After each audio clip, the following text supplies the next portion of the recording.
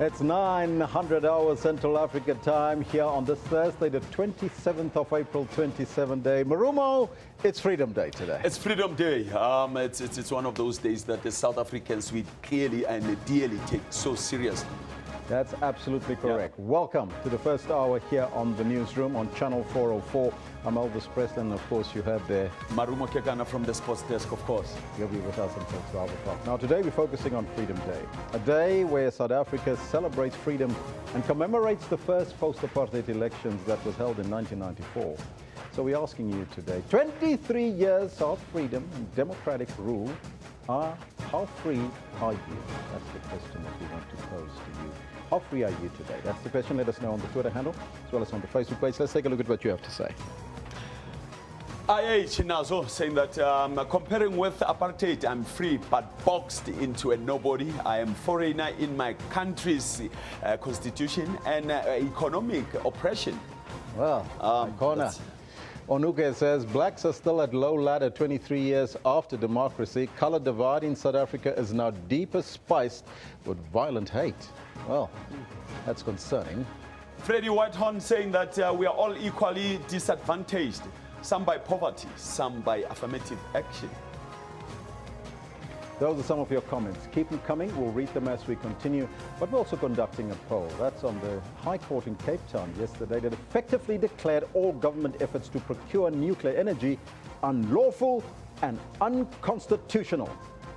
So we're asking the question on the poll, Marumo. Question on the poll. Of course, the viewers' votes that have come in already, we're looking at 358. And of course, the viewers, 93% of you saying yes and only 70% saying no. On the question, if you are happy with the court's judgment on scrapping the nuclear deal, you, South Africans and the rest of the continent are saying, 93% are saying, yes, we are happy. 7% are saying what would be interesting is to get the understanding of people on this nuclear deal. What does it mean? Or what is their understanding of the whole issue of nuclear deal power? Well, Freddie Whitehorn saying again, absolutely. That was a dodgy deal. $1 trillion deal. Zain says, turning down of the nuclear deal pose a radical constitutional implementation against the lawlessness of the African National Congress. Well. And Mandela is saying that a very happy court judgment made my day yesterday. We don't need nuclear in SA. But maybe we need a mixed concept there. Komotsopa says, Africa must unite. We don't need anything from the rest of the world. The rest of the world needs everything from us. Well, I don't know about that entirely. And on the road says that Sobukwe, the struggle for a uranium mine has been achieved. Now we need a hashtag nuclear deal desperately. There you go. No tolls, no tolls. These are some of your comments. Please keep them coming. We'll read them as we continue during the course of the day. But right now, let's get down to business on this Freedom Day. Happy Freedom Day to you. Let's start off with our news headlines.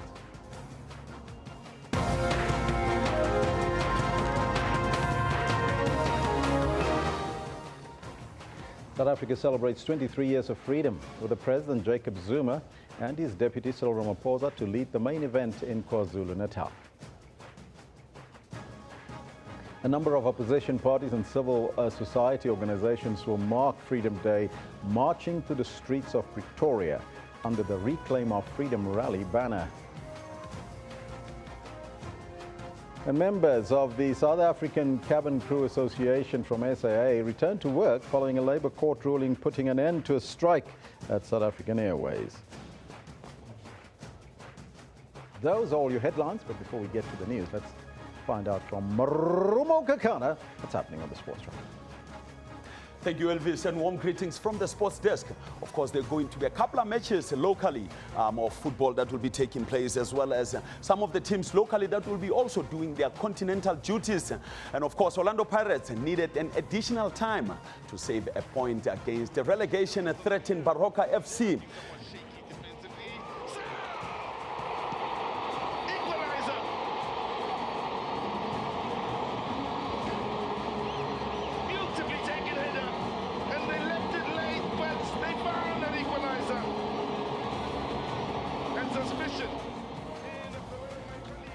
And three South African football clubs in groups of death in CAF Champions League and Confederations Cup tournaments. Those out being the group phases.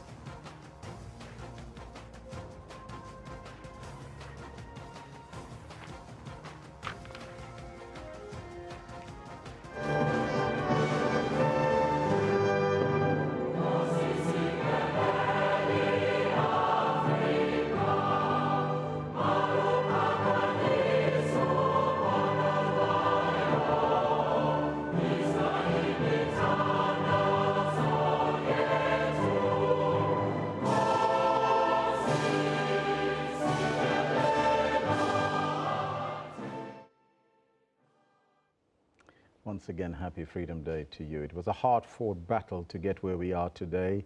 As South Africa celebrates 23 years of freedom, President Jacob Zuma and his deputy, Cyril Ramaphosa, are set to lead the main celebrations in Manguzi in northern KwaZulu-Natal this morning. The celebrations will focus on the fight against crime. However, President Jacob Zuma's critics will rally against him. A number of opposition parties and civil society organizations will mark the day at a rally to be held in Pretoria today.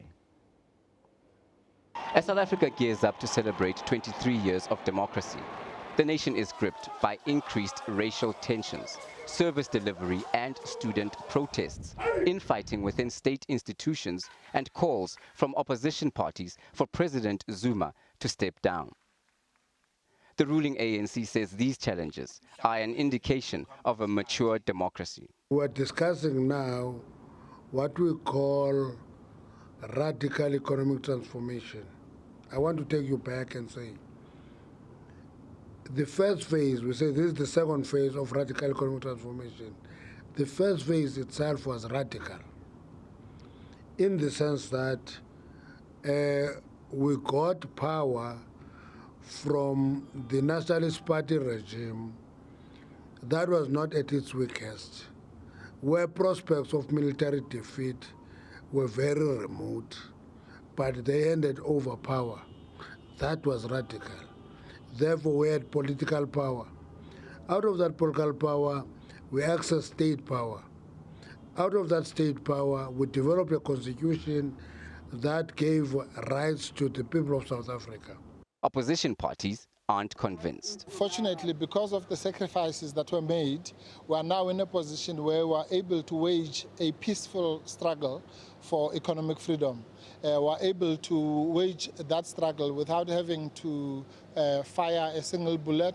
Right now, we are witnessing the ruling party failing to own up the mess we are in, where the leadership of this country doesn't care.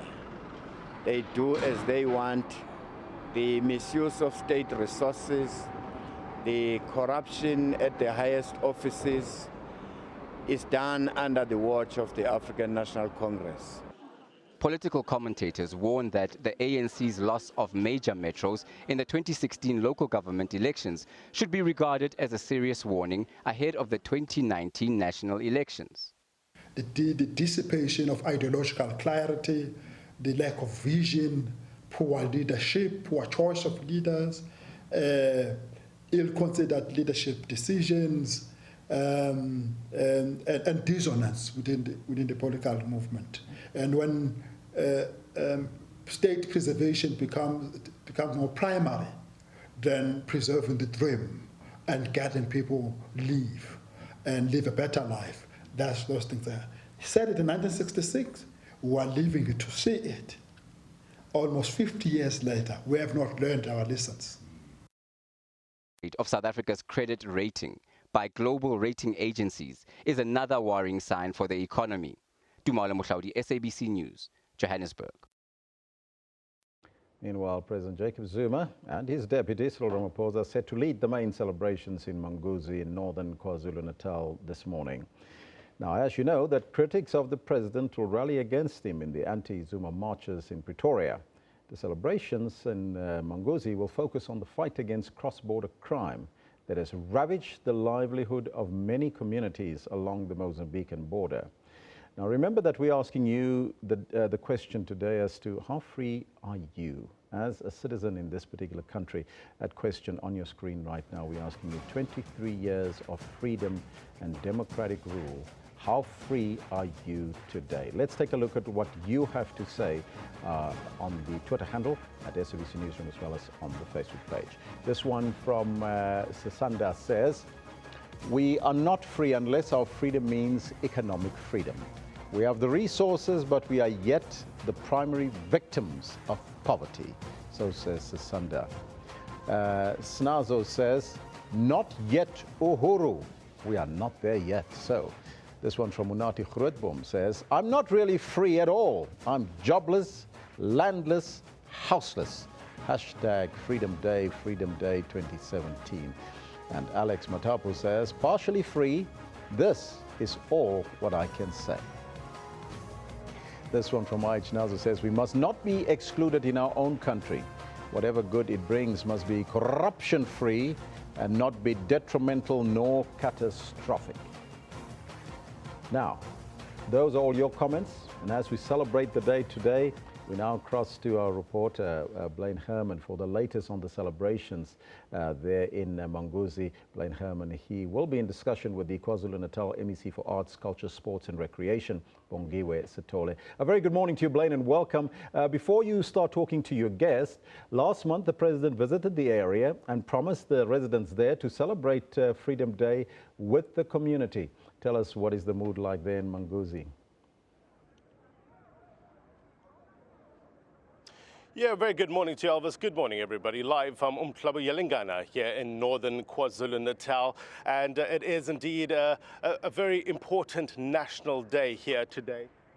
We are celebrating Freedom Day at the Tengani Sports Ground here in Manguzi. And just to give you a bit of perspective before we have a bit of a chat with the MEC, we are a short distance away from the Mozambican border, about 15 to 20 minutes or so, which is to the north of us. And then to the east is the Indian Ocean. So that's where we are geographically. Now, this municipality, it's largely a rural municipality, but it's a diverse destination, best known for its unspoiled natural as well as cultural heritage. Now, also, the president, he was here recently. He actually was alerted by residents as well as community leaders about the issue of cross-border crime. He's bound to address those issues and much, much more during his keynote address. That's coming up after 11 o'clock or so. Remember, this year's theme is the year of Ora Tambo, together deepening democracy as well as building safer and crime-free cities. That's the theme. Let's further this conversation now. Bongiwe Sithole Molloy joins me now live. She's the MEC for Arts, Culture, Sports and Recreation. Thank you very much indeed for your time, ma'am. This particular area, what's the significance of holding a national day of importance here? This area from Umhlaba, especially here in Manguzi, it was important for us to choose this spot.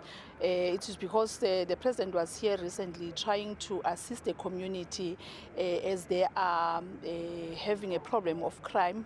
The people, they stole the cars for the people of Umhlaba and take it across the border, and that was the issue. And there is a number of criminal activities that are taking place in the area, and we felt that we should actually celebrate the Freedom Day here to say to the people of Manguzi, they are also free.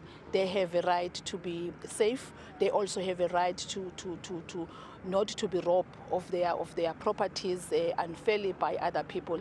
And we are also bringing awareness that people should not break the law and take the law on their hands. And we are pleased that people of Manguzi and Umhlaba has not done that. Actually, they have shown the respect of the law by coming forth saying that help us to control this, because they don't only steal from the people, they also steal government vehicles, ambulances and so forth. We felt that it's not right to do that. But we are coming here to celebrate with the people of KwaZulu-Natal, the people of Manguzi, people of Umhlaba, and say they are part of this South Africa, which is free. And hence you would understand that we are talking about this year saying that we're celebrating Comrade O.R. Tambo as the person that has selflessly served this country until his days ended. And he has never been selfish about doing so. He did not actually serve the people of the ANC, as people will always purport as such, but he served the community and the people of South Africa with distinction, selflessly, without looking for any favor or any position. It's a kind of a society that we are encouraging when we celebrate him. That look at what Comrade OR did. He went to school, he was a lawyer, he fought for his country and he liberated this country. So when we celebrate him, we are saying that let's deepen our democracy, let's protect the democracy that we have attained as a country, and let's teach our children and our generation that are coming that this is where we're coming from, and this is where we are, and we're intending to move forward and to say we live in a society which is safe, communities which are safe, communities which are crime-free, and that will assist us to grow. Because when there are crimes, the economy of that era does not grow. I think that's exactly, because, I mean, if a community is living in fear, it has a ripple effect, isn't it? The economic development is affected, people's well-being are affected. The residents here in Umhlaba Yalingana are very excited. You know, it's almost palpable knowing that a national day of importance is being held here. It also allows us, I guess, to be alive to the realities of South Africa, isn't it? Having an event of this importance here in a rural area, the difference between urban and rural. It is very important, because most of the time such big events happen in urban areas. We are saying that let's shift from there, let's go to the people, as we are the government of the people. And I believe that the President Edward has been emphasizing on us that go out of town. People in the town and in urban areas have been having the opportunity of having government coming to them. Go to the rural areas, attend to the matters that affect those people. And hence we are here to say that we are with the people of Umhlaba Yalingana and people of Manguzi. When they are affected by crime, the government is there with them. And we are celebrating, saying that they are free, irrespective of the crimes that are happening. We will be with them, trying to ensure that we uproot all those criminals and ensure that they are free and are safe. Because when they are free and safe, they will be able to start to be creative and see what is it that they can do to participate in the work of government, and also to change their lives working with the government of the day. So that is very important to us, to say that we're coming here, we say to people of Manguzi, people of Umhlaba Yalingana, people of Umkhanyakude, you are important as all other people of South Africa. And we thank the President and the National Minister, Mr. Mthethwa, for choosing KwaZulu-Natal and choosing Manguzi to be the area to celebrate our freedom. We are in a very significant geographical space here, isn't it? We have Swaziland, we have Mozambique next to us. If we look at the fight against apartheid, it was a collective effort, isn't it? And countries like Swaziland and Mozambique helped. The proximity to these nations, is it significant when celebrating Freedom Day? It is very significant. As you would know that here in Kanyagude we have Amatonga, we have Amaswazi, we have Amazulu, we have people from Mozambique, and they stay together, and they really live this dream of a social cohesive kind of a community where people live with their diverse cultures, but they can live together, they can work together, they celebrate together. You will see them wearing their different attires from their cultural backgrounds, and you will see it will be very colorful and very nice. And even the music, you will experience that music, Tonga music. You will hear Maswazi coming and doing their part, Amazulu coming to their part, and all of us will be actually excited. Right.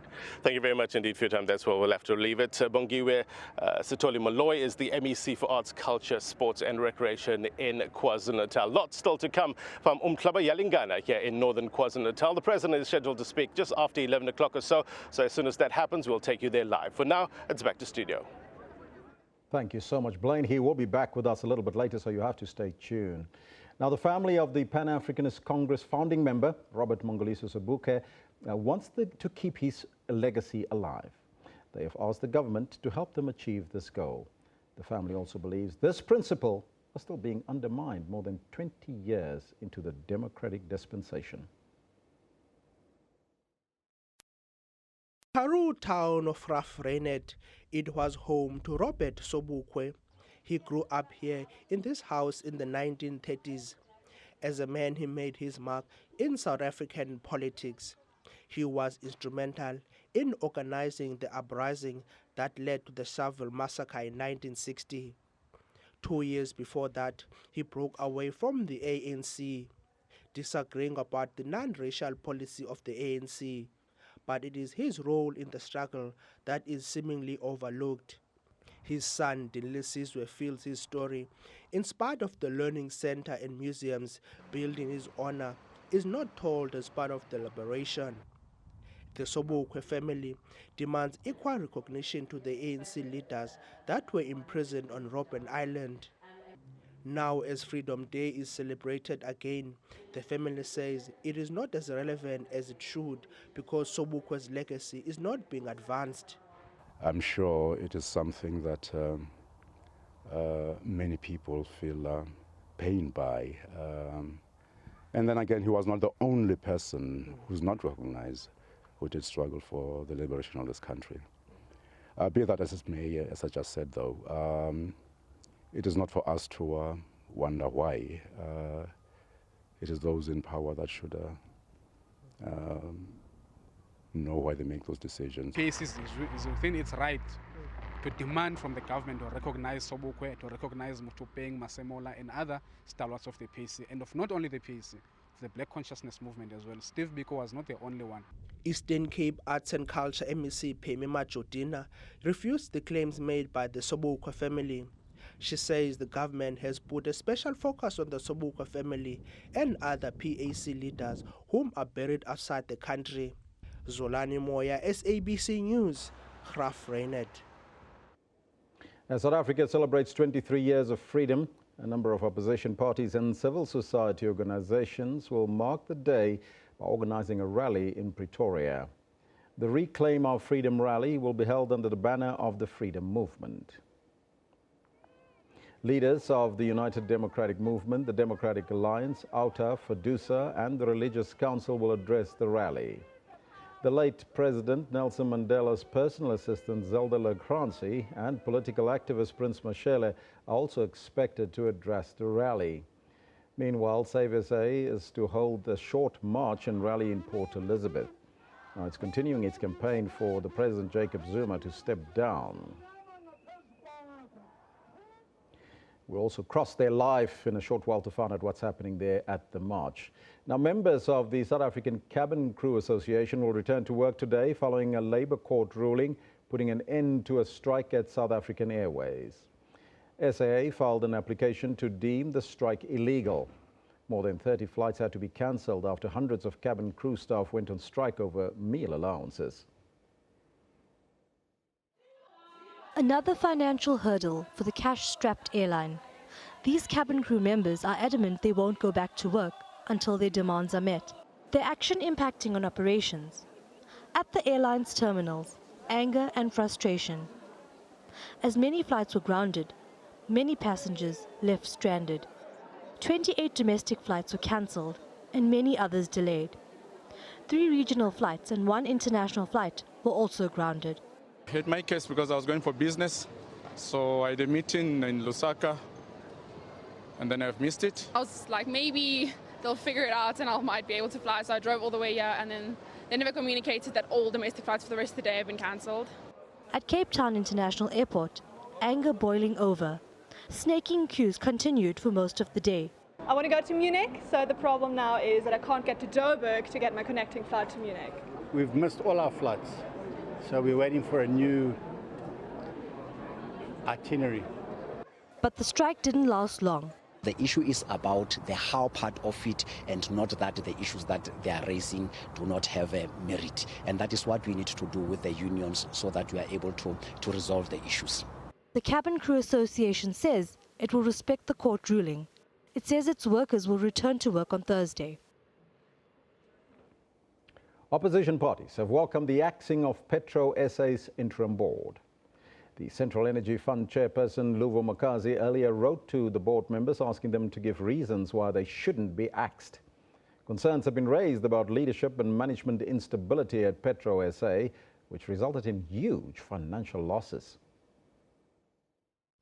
PetroSA is one of many government parastatals which have been embroiled in endless financial difficulties. In 2014-2015, it became the first state-owned company to make a loss of 14.6 billion rands in a single financial year. It hasn't recovered since then. Members of Parliament say the dismissal of the interim board is long overdue. PetroSA is a failing company. It's badly managed. Its board has been completely ineffective. It's actually overdue that the Minister and SEF have taken action against PetroSA. What we should be doing as a country maybe is to not only review but also do an inquiry into the effectiveness of the boards of parastatals in South Africa to hold office in general. But remember, there's no silver bullet. You need to professionalize boards in general in order for you to be able to get the quality that you expect from them. We can't use it as a place to deploy surplus comrades who could not be accommodated in Parliament. People need to have the necessary skills and expertise in order for them to occupy board positions that are strategic. Earlier this year, the board told Parliament that in the current financial year, it made losses of 2.2 billion rands. But according to reliable sources, the figure is close to 4 billion rands. Reports suggest that the company is on the brink of retrenching staff. Manilisi Tubase, SABC News, Parliament.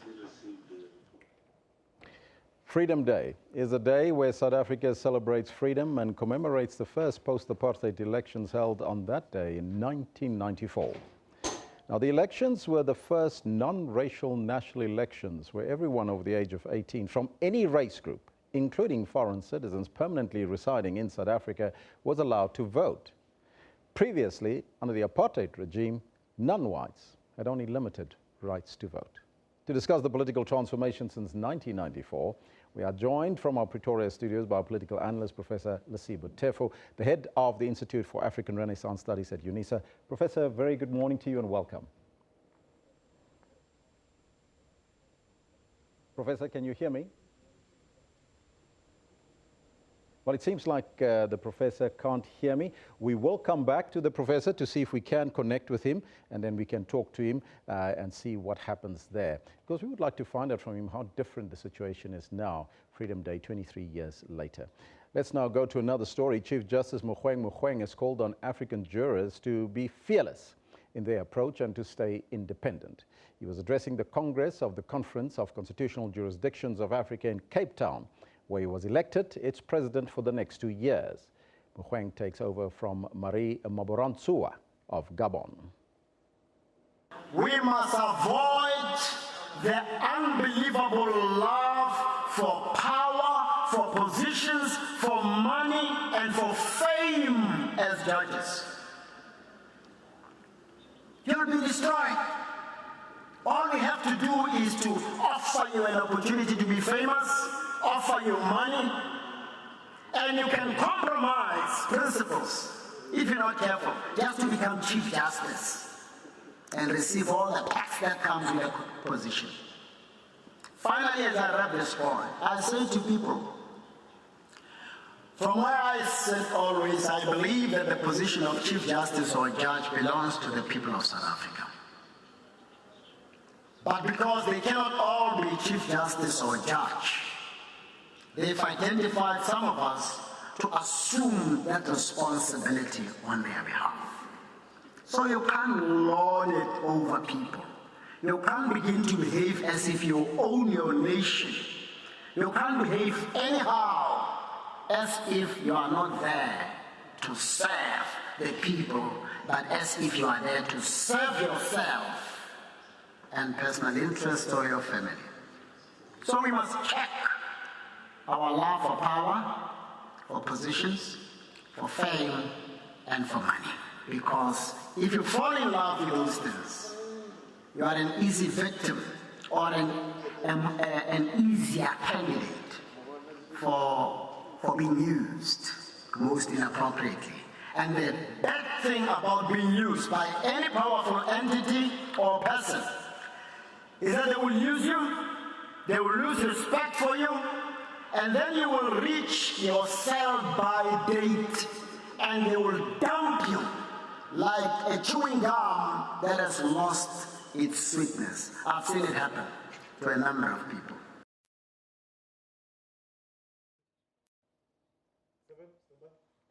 Environmentalists and opposition parties have hailed the nuclear deal judgment as a victory for taxpayers. The High Court in Cape Town effectively declared all government efforts to procure nuclear energy unlawful and unconstitutional. Elation outside the Cape High Court as environmentalists celebrate a milestone victory. Judge Bozalak on Wednesday deemed government's decision to table the nuclear deal in Parliament in 2015 as unconstitutional and unlawful. The court also deemed the US and Korea deal to be equally unlawful. Earthlife Africa had brought the application to court. They and other environmentalists had warned that the R1 trillion deal would have hit taxpayers the worst. They also cautioned that the deal would have had dire environmental consequences. This is a stark reminder to government that you cannot recklessly get into decisions or get into deals that are just going to put South Africa in much more crisis than we find ourselves today. For us, this is like a roadblock to say no to state capture and no to corruption. Government has been ordered to pay legal costs. The Department of Energy is yet to respond to the ruling. The power utility says it will take directive from government as Eskom was set to lead procurement deals. It really will depend on how the Department of Energy responds, because it was the main respondent. You will see that Eskom is not a party to the proceedings. So really we would have to just abide by what happens next. Hasina Gori, SABC News. And that's, of course, why we're asking you this question on the nuclear deal. We're asking you, are you happy with the court judgment on scrapping the nuclear deal? So far, we have 462 votes in. 93% of you are saying, yes, we are happy with the scrapping of the nuclear deal. Well, I don't think it's over as yet, but so far, so good. 7% are saying, no, we are not happy. Probably the Russians probably saying no, they're not happy with the nuclear deal. Unati Grootboom says, good, the looters have lost. We didn't need nuclear in South Africa. Hashtag nuclear deal. This one from Lekalabe says, very happy with the court judgment. Hallelujah. This one from Alex Matapo says, it was corruption on its own, says Alex. Lachasa says, yes, I'm happy with the court judgment. It was about corruption. Tabiso says, very happy. We don't need it currently. Maybe in 2037, we will consider it. It is a long-term deal, as you can recall that nuclear is not overnight. It'll take some time to get there eventually. As you know, we do have a nuclear plant in Cape Town, Koeberg, been running for many years very successfully. But do we need $1 trillion worth of nuclear? That is the question that people are asking. Let's now take a look at what's happening and trending on Twitter. We start off with hashtag Freedom Day celebrations. And it's taking place across the country today as we celebrate the freedom our forefathers fought for so hard, breaking the shackles of the apartheid regime. On Thursday, look at that smiling face there of the former President Nelson Mandela. 1994, the first democratic elections of the country were held, changing our society forever. Still on that matter of freedom, Reporters Without Borders has released their annual report on press freedom, the 43rd World Press Freedom Index, and say that freedom of the press has never been more threatened. The top nations are Norway, Sweden, Finland, Denmark, and the Netherlands. Those are where you have freedom of expression and journalists. And the bottom-ranked nations are China, Syria, Turkmenistan, Eritrea, and North Korea. You see the red zones there. And here in South Africa, we are considered free, ranking 31 out of all the countries in the world. Hashtag Press Freedom Day. All the yellow, of course, you can see there is where freedom is expressed by the press. Now, let's come back to South Africa, where the cabin crew at the South African Airways are set to go back to work today. They sang a song, I believe. They says, "We believe we can fly." Now, many flights were cancelled and others were grounded, causing a lot of unhappiness as passengers' plans were ruined. The crew members were asking for a food allowance since they have not received an increase in pay in 6 years and cannot afford international prices. Hashtag SAA strike. There you see it there as the crew members were striking yesterday. Now, people are still talking about the High Court ruling that found the proposed nuclear deal unconstitutional. Now, you can send us your comments and you can follow the story or catch up by looking up hashtag nuclear deal and hashtag High Court. Then, moving further afield, an explosion has taken place near Damascus International Airport. It is believed that fighter jets targeted weapons cargo destined for Hezbollah. Hashtag Damascus. However, this is still unconfirmed, but you can see the picture there on your screen right now. Our picture of the day, let's go to that one, comes from Retabile Mavuso, Queen Mambo, and it's captioned, "It was fought for in blood, sweat and tears." Hashtag Freedom Day, hashtag My South Africa. Look at that picture there, dating back 1994, the queues of people queuing to make their very first vote. I was one of them, voting on that particular day. Hey? Looking back 1994. Our comment of the day comes from C. Constantinidis. That's Greek for you. Change agent South Africa, who choose this quote to share: "For to be free is not merely to cast off one's chains, but to live in a way that respect and enhance the freedoms of others." Beautiful quote, isn't it? Hashtag Freedom Day. It's not just a matter of shackling your chains. Let's now take a short break and we'll be right back after that. You can still communicate with us. Get on the Twitter handle at SABC Newsroom, or also follow us on the Facebook page. You can participate in the poll. We're asking you the question: are you free today? How free are you? We'll take a break.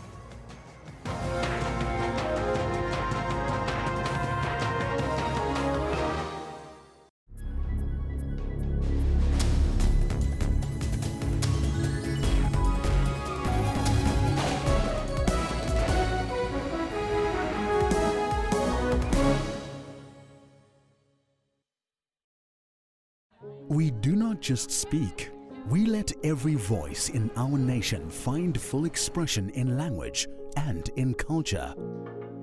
We do not just teach, we empower all people with education. We do not just bring you the news, we place you where the news is happening. We do not just entertain, we take you on journeys. We do not just broadcast sport, we create an arena for sporting heroes to inspire you. Ours is not just a job, it's a calling to ensure that everyone in our nation is informed, educated, and entertained.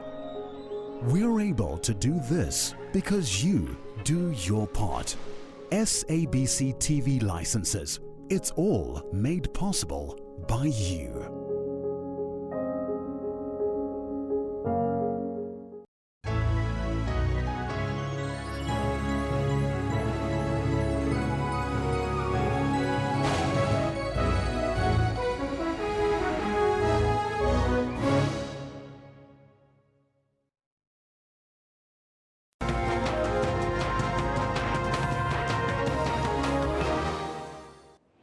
Now, Freedom Day is a day where South Africa celebrates freedom and commemorates the first post-apartheid elections held on this day in 1994.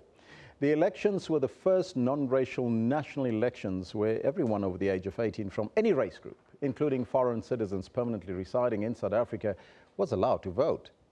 Previously, as you can recall, under the apartheid regime, non-whites had only limited rights to vote. To discuss the political transformation since 1994, we are joined from our Pretoria studios by political analyst, Professor Lesiba Tefu. He's the head of Institute for African Renaissance Studies at UNISA. Very good morning to you, Professor, as well as political analyst Sunusha Naidu, who is joining us from our Cape Town studio. Sunusha, very good morning to you. Good morning as well. Thank you.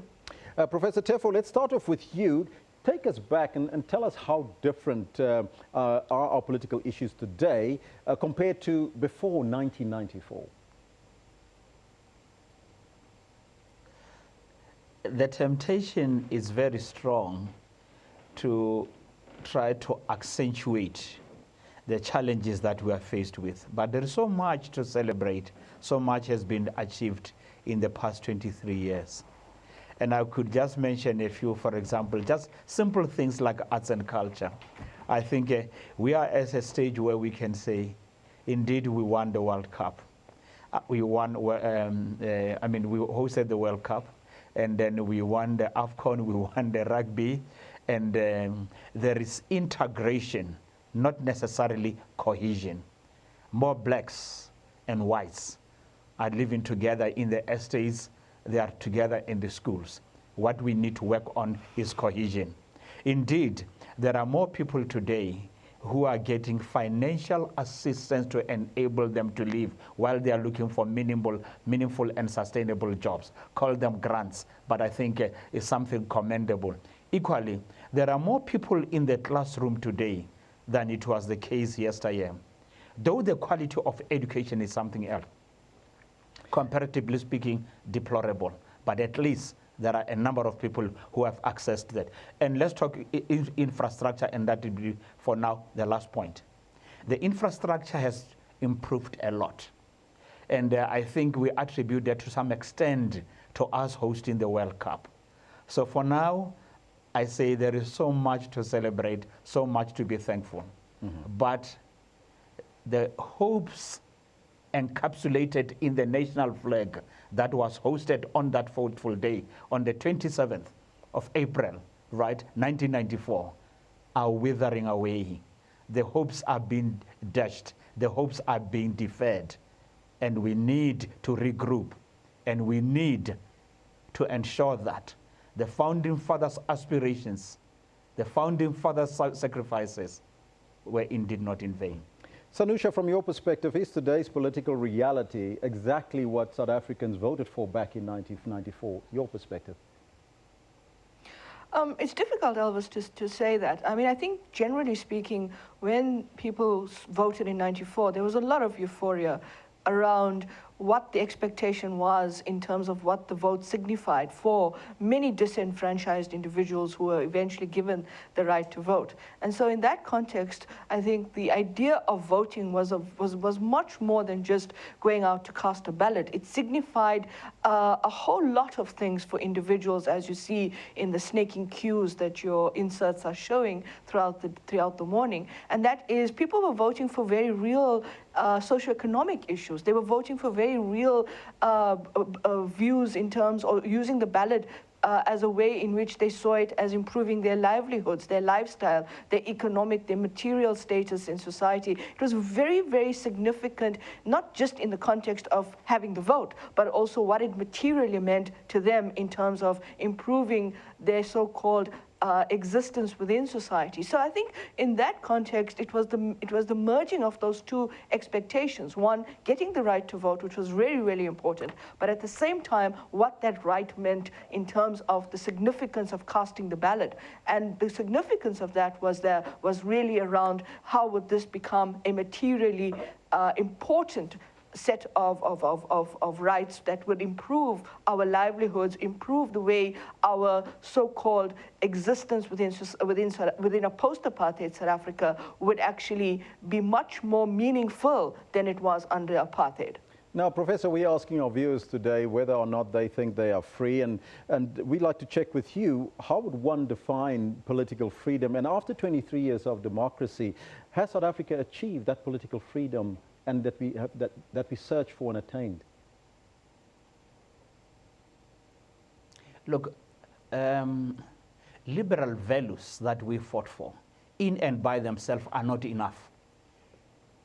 It was Mwalimu Julius Nyerere who said, people live on bread, not on slogans. Values are necessary, and ideals we should strive for. But if you say to me, since 1994, have your material conditions changed? And I'm in a rural village in the furthest corner of Limpopo or Northwest, and I say no to you. You might have to work hard to convince me. And indeed, there are those who would say the circumstances in Northwest, right? The circumstances under Mangope were far different and better than they are today. There are those, and the number of those people, incidentally, is growing in number amidst the learned, the middle class, and even the highly educated, who are regretting finding themselves in the circumstance, who are regretting having condemned uncritically the leadership of the homeland leaders. So the material conditions for others have not changed, and the number of those is growing. And it is that is worrying me, unless we arrest the trend that make people uneasy and unhappy. Unemployment, the quality of education, the quality of public service. I know for a fact that if you went to the hospital or to a clinic, you would get quality service 20 years ago. On human, at personal level, and also in terms of provision of the necessities than one expected when one went to the hospital. Is that the case today? Unfortunately, it's not enough to say we are living in a democratic dispensation when the material conditions are not far at all better, or if anything, are worse than they were prior to 1994. It may sound too strong, but that is a reality. And go down into the villages, and even in the cities, we'll find those who share the same sentiment with me. And I'm saying, if I were a politician, I would be more worried. And there is evidence that people are beginning to be more worried and are moving away to those that thought they were their liberators, imbued with the public spirit, those who are supposed to be public-spirited and be about the other and not the self. Talking about those material conditions, Ms. Naidu, South Africans are able to vote, so we have political power, but radical economic freedom seems to be still a very distant reality in our lifetime. Is that a fair assessment? Well, we do see a lot of inequities around the whole question of distribution of wealth or access to resources and so forth. And I think Professor Tefo has raised very, very critical points about the quality of your economic freedom and the quality of access to resources, in particular your utilities and so forth. Interspersed with that is the whole issue about the question of money that's supposed to be effectively rolled out to improve this access to resource, but more importantly, improve the quality. And there we see a lot of the disjuncture, a lot of the fragmentation around the fact that we may be able to go, there's a level of structural issues in terms of how people actually access these resources. So we see the constant social service protests that happen on a continuous basis. Just this week, we've seen them turn even more violent than previously. And these are the kinds of frustrations that become demonstrated through the lack of the quality of the service that's being provided, and at the same time, when you see the kinds of excesses that are taking place in the public sector, within government departments, within certain institutions of the state, where there's a sense of saying, well, people are just exploiting and manipulating the resources for personal or self-gain, but not really translating that into how to improve people's economic freedom, economic access to resources. So that's the one level. And then, of course, the second level is the whole question around ownership of resources, ownership of the way in which the JSE is constructed. And there's another debate happening there in terms of whether or not that economic transformation is taking place. So we're having different levels and different layers of economic transformation expressing themselves both in a negative and of course, in the questions that are being raised around the economic governance of the country. So the political right to vote is interesting, but if you can't use that to improve your material standards, or it's not being used to improve people's material standards, then it creates that contradiction within the democratic structure. Now, Professor, you touched on it a little bit earlier. We've witnessed over the years many protests relating to service delivery, as well as basic services such as water and ablution facilities. What does this tell us about our economic freedom that we are searching for? Yes, the people are saying to us that indeed there are challenges. We accept that. But it is this inequality and rampant consumption and ostentatious consumption and display of wealth that worsen the tension that there is. Economic transformation, as my colleague Sandusha said, if it can translate in changing the material condition of the people, is of no consequence. This is corruption that leads people to lose faith in the government of the day. And it is this corruption that in turn lead people to begin to regroup and say, it is within us and it is in our hands to change our lot. Hence you are seeing now the emergence of movements not dissimilar to what looked like the UDF and others who are saying we must arrest this trend. Mm-hmm. And we must ensure that the country doesn't go to the docks. It doesn't become one of the failed states. And it is within us. Hence today you have Save South Africa. You have now a new movement that is being launched today in Pretoria.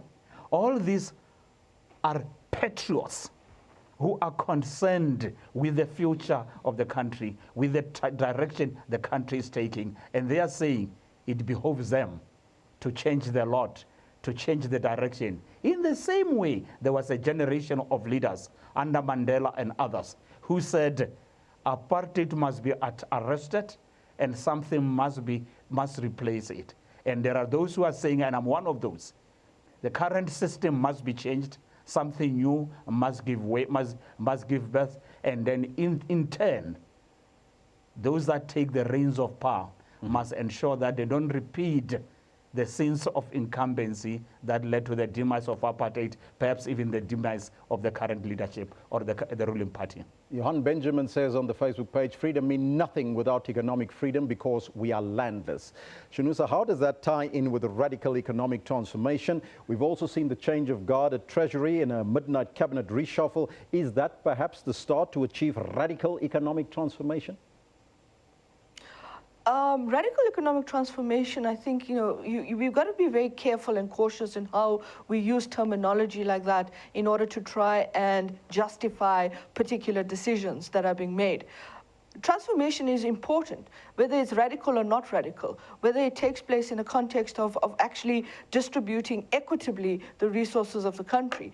And I think what's very important is that ownership of resources are critical to the way in which people may feel that their economic rights actually have some value to it. Now, when you start using terms like radical economic transformation, I think you then end up in a situation where you're trying to actually talk about a context where you're saying, well, it hasn't happened. But it has always, economic transformation has always been part of the so-called economic negotiations and the political transition and the economic transition of '94. That has been the discussion in both CODESA 1, CODESA 2. It has been part of the transitional negotiations, etc. The challenge we have is that we haven't systemically put into place those mechanisms in order to provide for the economic transformation. So I'm a bit confused when people start talking about radical economic transformation, because in my mind, economic transformation is supposed to take place in a manner which is equitably distributing the resources. We keep hearing this reference to radical, but radical in a sense gives it all different kinds of imagery and connotation which can actually have negative impacts around this. So the cabinet reshuffle, as well as the fact that we still are talking about the redistribution of land and ownership of land issues and so forth, is still very much part of the national dialogue. But it hasn't been seen to be moving forward, because if you go back and you look at legislation and you look at the way in which legislation has been developed and the architecture of the legislation, it's still very much linked to a kind of market-related approach to some of these questions. So again, I would be very, very careful in saying that we are now embarking on radical economic transformation, when in fact this has always been part, economic transformation has always been part of the agenda of South Africa's transition since '94. That was what the whole process was about. And this is where I think the disjuncture and the kind of contradiction comes in when you say, well, we've got the political, but we haven't really done the economic. This was supposed to happen. This was what you were supposed to have achieved. You were supposed to actually give people quality services. You're supposed to be able to provide the houses, provide the water and sanitation, provide the kinds of social services, etc., to people, because that was the whole essence of the political negotiations and the transition. question. But unfortunately, I think what we've seen in South Africa is also the question of corruption, the question of the different ways in which resources have been manipulated, and what that has now led to in terms of how people are trying to pull it back by saying, oh, now we're going on to a radical economic transformation agenda, when in fact it's really around the manipulation of resources, the exploitation of resources, and this massive disjuncture between people who have access to resources and those that don't, but the inequality that has set in. And what that does is that it gives people very little confidence in terms of whether or not we're going to achieve the kinds of issues that we said we were going to achieve during the 94 democratic process and before that in the negotiations. Now, Professor, I was going to ask you the same question in relation to radical economic transformation, but we don't have much time. So let me go to my final question to you. Increased racial tensions, marginalizations of minority groups, contestation of resources and land, but just some of the issues and the lingering problems that are still unresolved in the country. Does this prove that we still have unresolved freedoms that have not been realized, you would think? Well, there is a lot still to be done. In as much as in my introduction, I mentioned what I consider milestones, but a lot still to be done. By the way, the struggle was not for a conditioned office. The struggle was for the land. When you have the land, you have all else. The land is about history, it's about identity, it's about heritage. The land belongs to the dead, the living, and posterity. So it is all what we are about. So there is still a lot to be done. But let me just touch on this radical economic transformation. There is a cliche that goes, a white minority capital. I have a retort for that, right? Black minority elite. You talk radical economic transformation for the benefit of the limited few, the politically connected and networked.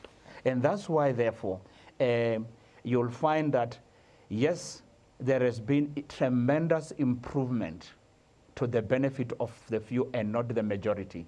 And the majority now are getting restless and are turning against their own. If you have read Animal Farm by George Orwell, that's exactly what is transpiring right now. There is a lot to be done, and I would hope that the political leadership will regroup and ensure that it is not too late. As one would state that 2019 might not necessarily put a smile on the face of the ruling party unless they smell the coffee immediately. Thank you, Professor, and thank you, Sunusa, for joining us in our Cape Town studio as well as in our Pretoria studios. Thank you. That was Professor Lesiba Tefu. He's the head of the Institute for African Renaissance Studies at UNISA, as well as Shanusa Naidu. She is a political analyst joining us from our Cape Town studios. Now, you can also join us at the top of the hour, because right now we're going to take a short break and we'll be back at 10 o'clock. Stay tuned.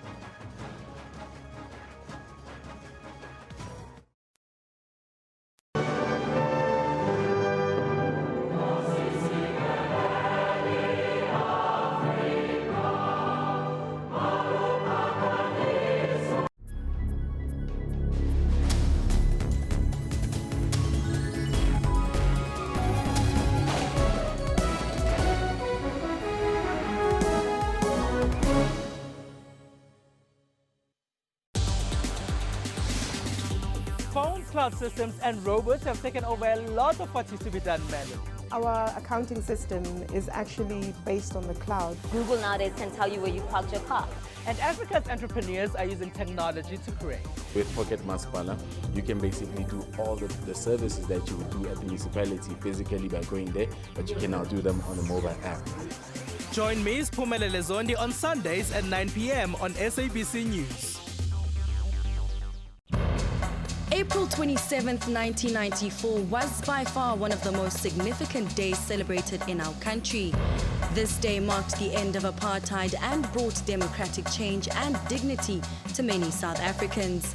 23 years later, we take time to celebrate our democracy and reflect on our achievements as a nation.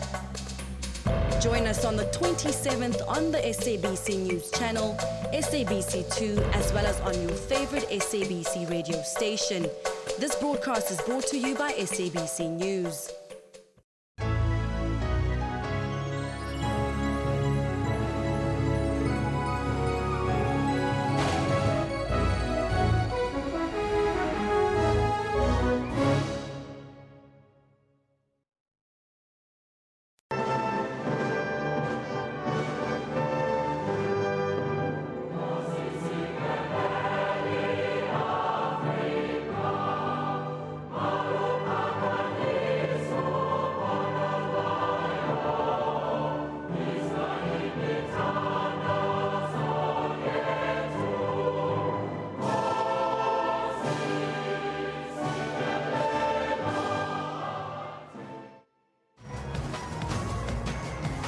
Yes, it's the second hour here on the Newsroom. I'm Elvis Preslin. And I'm Marumo Kekan. You are watching Newsroom, and of course today we focus on Freedom Day. A day where South Africa celebrates freedom and commemorates the first post-apartheid elections that was held in 1994. So we're asking you the question on your screen right now. 23 years of freedom, of democratic rule. How free are you? So let me take a look at what you have to say on the Twitter handle as well as on the Facebook page in relation to the question. Bongani Mdluli is saying that if you see the number of black graduates since 1948 to 1993 as compared with 1994 to 2017, then you will see that indeed we are free. So I guess he's talking the issue of education. Access to education. Yes, open the doors of higher learning. All about having fun, says DJ Skamto. Says, not yet uhuru. So as he's saying that we are almost there if we can just stop being against the transformation. This one from A2K says, we are not yet free if our land is still in the hands of whites. From saying that I'm not happy at all about our government because the rich are getting richer and the poor are getting poorer. Well, these are some of your comments coming through. We'd like to find out from you. Let us know on the Twitter handle at SABC Newsroom as well as on the Facebook page. But we're conducting a poll, Marumo, on the High Court in Cape Town. Of course, yesterday ruled and declared all government efforts to procure nuclear energy unlawful and unconstitutional. And the question is, are you happy with the court judgment on scrapping the nuclear deal? Of course, 537 votes came in and 92% of South Africans and Africans at large, I would assume, saying yes, and only 8% saying no. You're also tweeting us on the question. Lhasa Batlamolo says, yes, I'm happy. We don't want nuclear. Only those close to the Guptas will say they aren't happy about the rule. So, Lhasa, are you suggesting that those 7% or 8% are the Guptas tweeting us? that they're not happy with the deal? Unatif Rodbom saying that the trillion must be used to build houses, create jobs, and build more schools. Hashtag nuclear deal, hashtag nuclear, hashtag SABC News. Proudly Koi Koi says, the nuclear deal, if the nuclear deal was done with the West allowing white monopoly capital to gain, whites would not have opposed it. So says Proudly Koi Koi. Tangai says that, yes, of course. Short and sweet. Very hard. To the very point. hard. Yeah. Unati again comes back. He says, the looters have lost. We didn't need nuclear in South Africa. Those are your comments. Keep them coming. Everybody seems to be happy at this point in time, but remember, it's not just about nuclear. We need to have a mix of all these things, says the experts, right? From nuclear to sun to solar, from solar to wind, everything all-inclusive. As well as we've got lots of power coal stations, so why do we need more? You can let us know what's on your mind. But first, let's get down to business and let's take a look at your news headlines.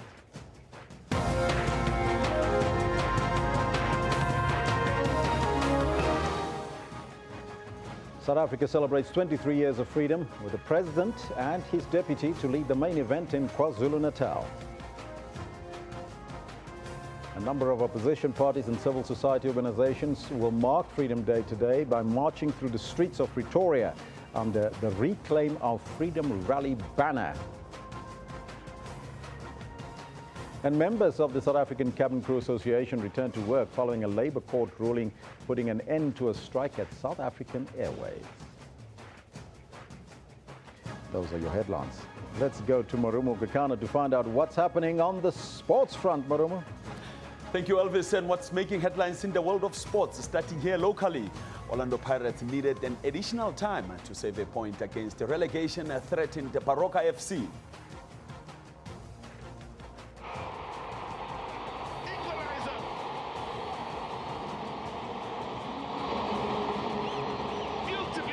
And now talking continental football news, 3 South African football clubs in groups of death in CAF Champions League and Confed Cup tournaments group phases.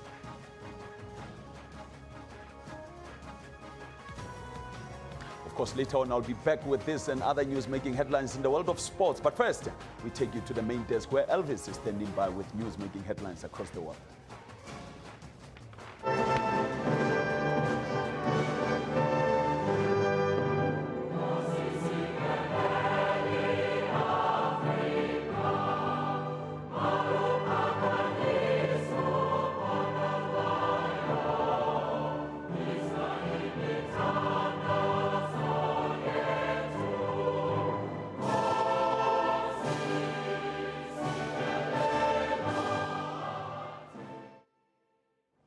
As South Africa celebrates 23 years of freedom, President Jacob Zuma and his deputy Cyril Ramaphosa are set to lead the main celebrations in Manguzi, northern KwaZulu-Natal, later this morning.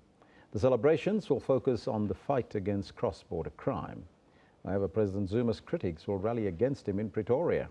A number of opposition parties and civil society organizations will mark the day at a rally to be held in Pretoria today. Gears up to celebrate 23 years of democracy. The nation is gripped by increased racial tensions, service delivery and student protests, infighting within state institutions and calls from opposition parties for President Zuma to step down. The ruling ANC says these challenges are an indication of a mature democracy. We're discussing now what we call radical economic transformation. I want to take you back and say, the first phase, we say this is the second phase of radical economic transformation. The first phase itself was radical, in the sense that we got power from the Nationalist Party regime that was not at its weakest, where prospects of military defeat were very remote, but they handed over power. That was radical. Therefore, we had political power. Out of that political power, we accessed state power. Out of that state power, we developed a constitution that gave rights to the people of South Africa. Opposition parties aren't convinced. Fortunately, because of the sacrifices that were made, we are now in a position where we are able to wage a peaceful struggle for economic freedom. We are able to wage that struggle without having to fire a single bullet. Right now, we are witnessing the ruling party failing to own up the mess we are in, where the leadership of this country doesn't care. They do as they want. The misuse of state resources, the corruption at the highest offices is done under the watch of the African National Congress. Political commentators warn that the ANC's loss of major metros in the 2016 local government elections should be regarded as a serious warning ahead of the 2019 national elections. The dissipation of ideological clarity, the lack of vision, poor leadership, poor choice of leaders, ill-considered leadership decisions, and dissonance within the political movement. And when state preservation becomes more primary than preserving the dream and getting people live a better life, that's those things there. He said it in 1966. We are living it to see it. Almost 50 years later, we have not learned our lessons. South Africa's credit rating by global rating agencies is another worrying sign for the economy. Dumala Mushaudi, SABC News, Johannesburg. Now, social cohesion, nation building and promoting national identity are all high on the list of South Africa's priorities. That's according to President Jacob Zuma. Government has embarked on a number of programs to promote unity, reconciliation, nation building and cohesion. Speaking at the Social Cohesion Summit at the Walter Sisulu Square of Dedication in Kliptown, Soweto in 2014, the President said that the summit itself was a confirmation of the importance of that government placed on these issues. South Africans had on many occasions proven to be a nation that thrives and finds solutions to difficult problems through dialogue, discussion and reaching out to one another. The challenges, those are the triple challenges of poverty, unemployment, homelessness, landlessness. The visions of race around race, class and gender have made it very difficult to arrive at a socially cohesive and united society thus far. Now, after 23 years of democratic rule, where do we stand? Political analyst Israel Mkhize joins us now from our Durban studios. A very good morning to you, sir, and welcome. Israel, can you hear me? Yeah, I can now. Yes, Israel. Now, according to our constitution, South Africa belongs to all who live in it, black, white. 23 years into democracy, have we achieved that? Well, I think to some extent we have, particularly if you look at Chapter 2 of the Constitution, the Bill of Rights. You've got democratic institutions like the Public Protector, like your Office of the Auditor General, for instance, in terms of public governance and public finance. You've got access to courts where anybody can actually go to courts. So all of those things somehow are indicative that we are, in terms of the Constitution, moving towards the right direction. The ability to express your opinion without being prejudiced, which is your freedom of speech, whether it's in art, whether it's in parliament or through political participation. So as far as the Constitution is concerned, I'm quite happy that constitutionally we are moving the right direction. Now, why is Freedom Day not able to unify all South Africans? There's different tracks, perhaps. For instance, today we see in Pretoria, there's a different rally where they have their own agenda in relation to what the country agenda should be towards Freedom Day. Well, that's precisely part of the rights enshrined in the Constitution, the right to strike, the right to actually picket, the right even for collective bargaining if you're talking labor.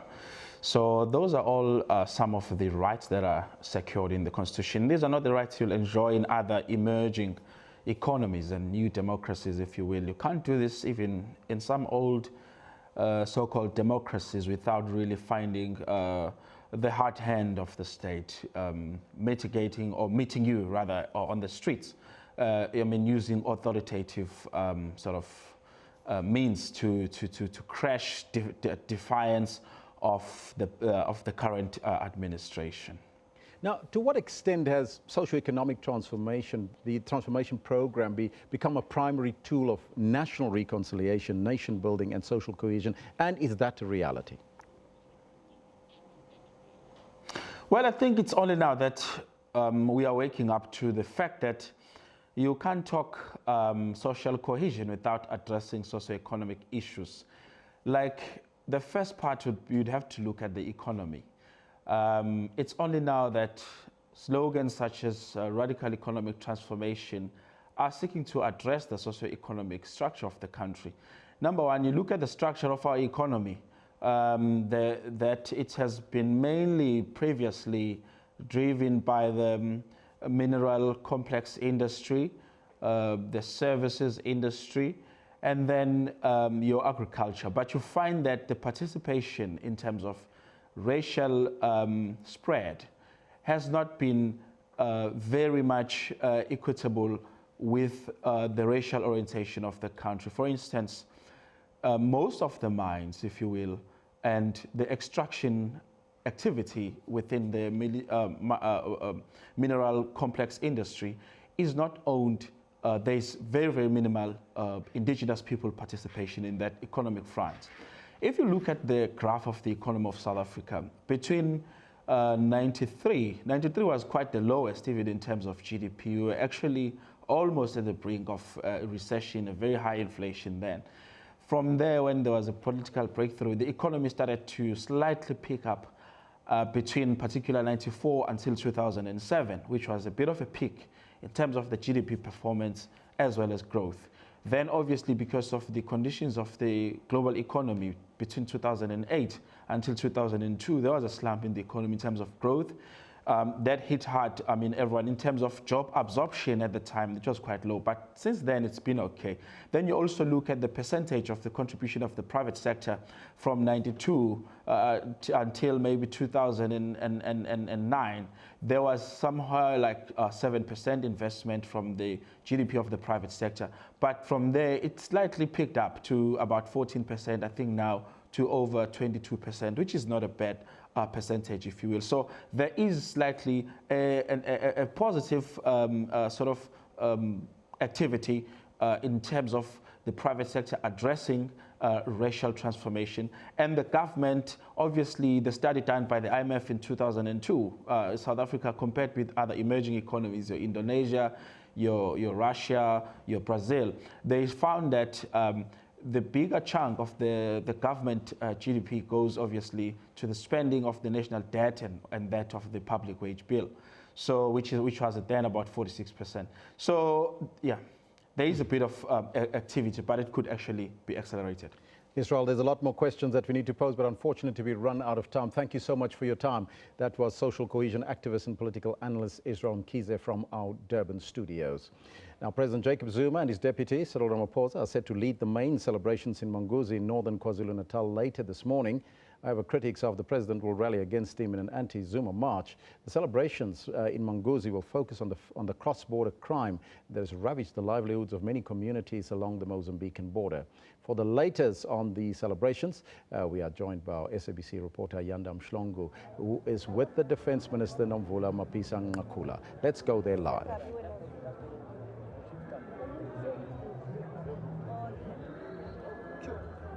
Well, a very good morning and welcome. We're coming to you live from Mhlabuya Lingane, from the rural small town of Manguzi. We're just about 20 kilometers from the Mozambique border, and today President Jacob Zuma and the government of South Africa have decided that the National Freedom Day celebrations will be hosted in the area of Mhlabuya Lingane. Let me say, it's the first time for this rural community that an event of this nature is being held here in this area, and also that it was the first time that last month when the president first visited this area, it was the first time that a sitting head of state had visited this area, and he was accompanied by members of his cabinet. And I'll be speaking just shortly with the Minister of Defence, Mapisa-Nqakula, who was also with the president when they first came to visit this particular area, responding to the call of the community who were under siege from criminal gangs. Cross-border crimes has been hugely rife in this area, literally putting people, and this is what the locals have been telling us over the months that we've been visiting this area, that they've literally put them, made them prisoners in their own homes. Now, as I said, the Minister of Defence now joins me. I know she's going to be very busy today. This is her event as well, and joining me now is our Minister of Defence, Mapisa-Nqakula. Minister, thank you very much for your time. As I've said, this is not the first time that you're visiting this area. You're heeding the call that the people of this area were faced with a crisis. And some of the issues that you raised, Minister, when you were here with the president, you were very frank about the work that the military is doing on our border. Just take us through that, please. Firstly, let me say happy Freedom Day to all South Africans. You may not see the fruits of freedom in the little corner where you are, but you can rest assured that it is coming. We are here in Manguzi today, amongst other things, to bring hope to the people of Manguzi.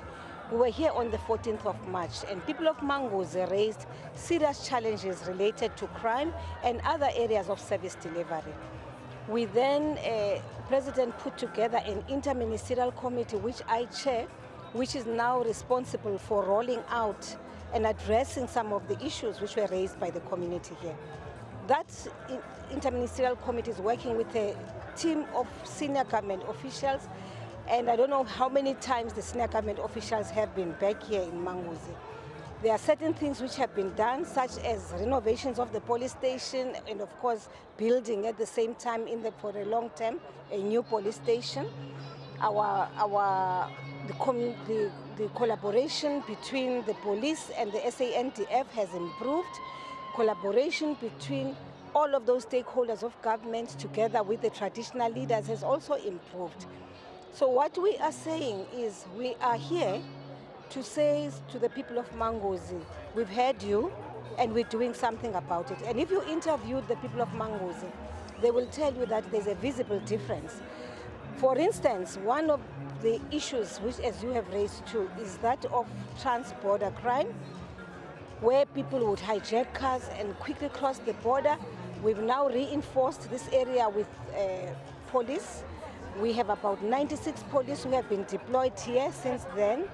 We have, for the station commander here, we now are going to be having a colonel who's going to be heading the station here.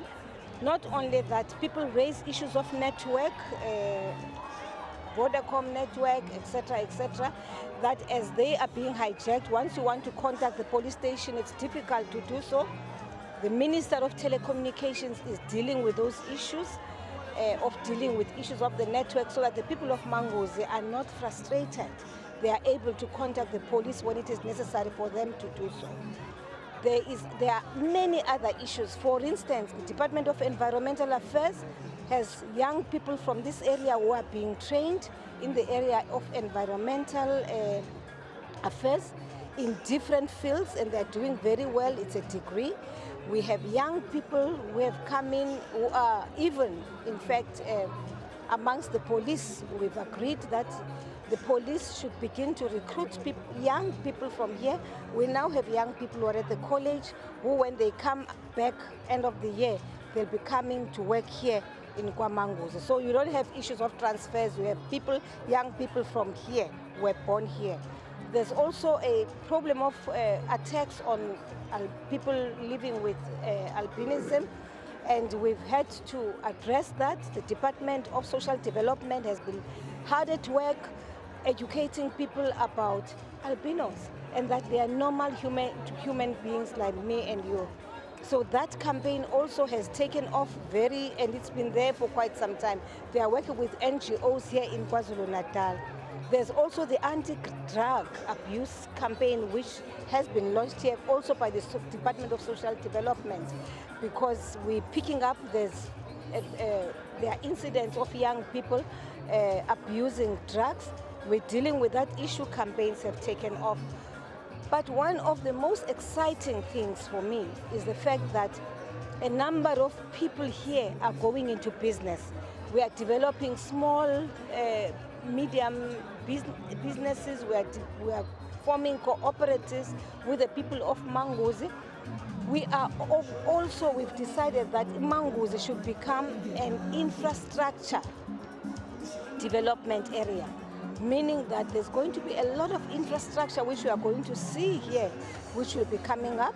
And all of these things are meant, amongst others, to give the young people of this area job opportunities, which is the most important thing, because you can do everything for people, but if you can't put bread on the table, if you can't create opportunities for their young people to be in jobs, you'll never really address the issues. Minister of Water Affairs is also working in the area, dealing with the issues of how do you empower the people of Manguzi using the wetlands. This is a wetlands area. It may not be owned by our people, but they are doing it such that our people can feel that indeed they are resident in a wetland area, and therefore they will stand to benefit economically from that. Well, certainly, Minister, a lot that has been done. And as you're speaking about the community, indeed, we've also spent quite a number of days here as well interacting with the community, and they are seeing the interventions that government is putting in place, and they're very, very appreciative of that. But while South Africa has been playing its part, Minister, let's speak now about your cooperation with Mozambique, and particularly with these transborder crimes. Obviously, what we seem to be picking up is that there is some sort of a demand from that side. What has been your interaction with your counterparts in Mozambique? Yes, we work very closely. There's a binational commission between South Africa and Mozambique. That binational commission will now be meeting in October. But meanwhile, the interministerial committee, which has been established by the president, will be interacting soon with the ministers, our counterparts from Mozambique, just to iron out some of the critical issues. For instance, if you look at border control, we have a company which is patrolling the borderline here. So we would want to check even that side, whether in fact there is equal commitment from the group from Mozambique. Because at the level of the politicians, we work very, very well. But the challenge now is in the implementation of the decision we take. We intend putting up a fence in this area. We have already agreed. It's a 96-kilometer area, but we have agreed that as the Defense Force, working together with the Department of Public Works, we will now put up a fence along the borderline. And we will develop what is called community crossing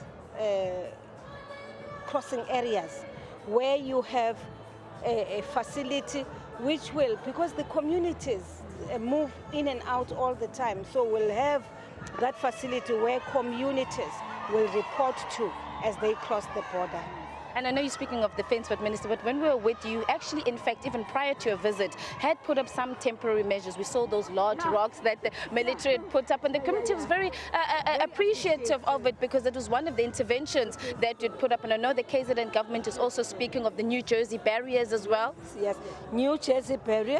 They'll be working together with us, together with the Defence Force. The planning will be done jointly.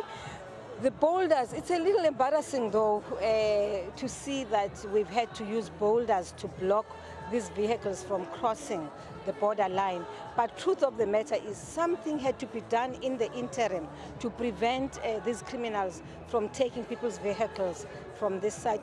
But they do it broad daylight, which means that the criminals here have developed arrogance. And that is why now we've decided that we're going to come out full force, and I'm sure the Minister of Police will be going after them.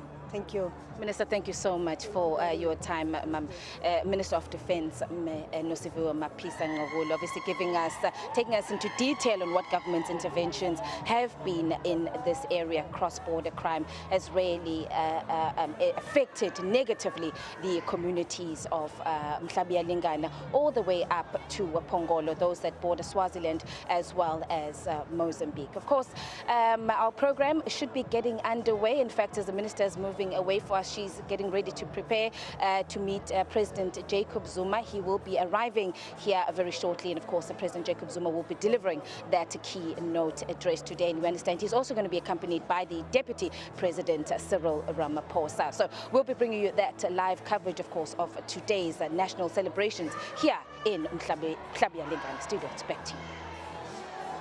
Thank you, Ayanda Mshlongo, reporter there. We'll go there live to the event at 11 o'clock, so you have to stay tuned. Now, as South Africa is celebrating Freedom Day today, it is an opportunity to look back and reflect. Griselda Lewis spent the day in a small farm dorpie, one that many of you may have never heard of. There, she found both despair and optimism. As South Africa celebrates more than 2 decades of freedom, we take you to a small, virtually forgotten town of Vredingstaat, west of Standerton in Mpumalanga. While there is evidence of post-94 progress, many here are yet to taste the fruits of democracy.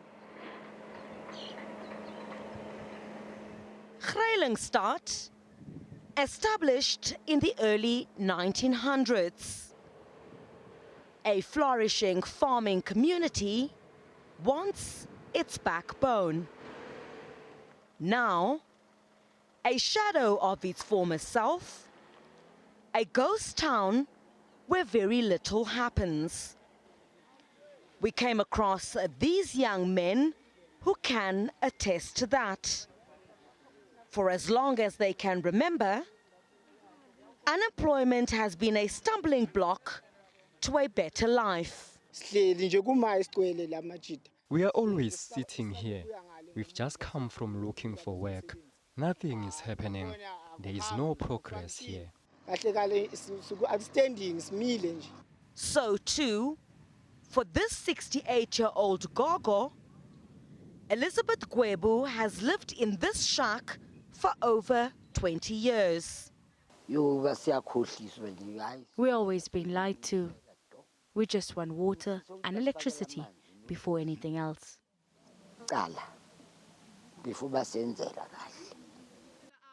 In this area, basic services are still a pipe dream. And the RDP houses built here, not nearly enough. A long-time resident, Jacobus Creek, says Vredingstaat has been forgotten. The doctors is at Balfour, some doctors at Heidelberg, some doctors at Springs. And here on Vredingstaat, I can't say to you what's happened here. It's a dead loss for all the people here. Vredingstaat will also mark 23 years of democracy on Freedom Day, filled with hope that more roads will lead to their town. Griselda Lewis, SABC News in Vredingstaat. Now, the music of the 1950s jazz epistles represented freedom. So says pianist and composer Abdullah Ibrahim. He was called Dollar Brand at one stage as he prepares to take the stage in New York later tonight to celebrate Freedom Day. In a concert billed as an international reunion for some of the surviving band members, trumpet great Yuma Sikela was forced to withdraw, unfortunately, at the last moment after suffering a fall and injuring his shoulder. But another South African great, Dorothy Masuka, accompanied by the accomplished bassist Bakiti Khumalo, will open the concert, ensuring that as one does it in business, that the show must go on. Now, Sherwin Bryce Peace caught up with the icons during their separate rehearsals for tonight's showcase.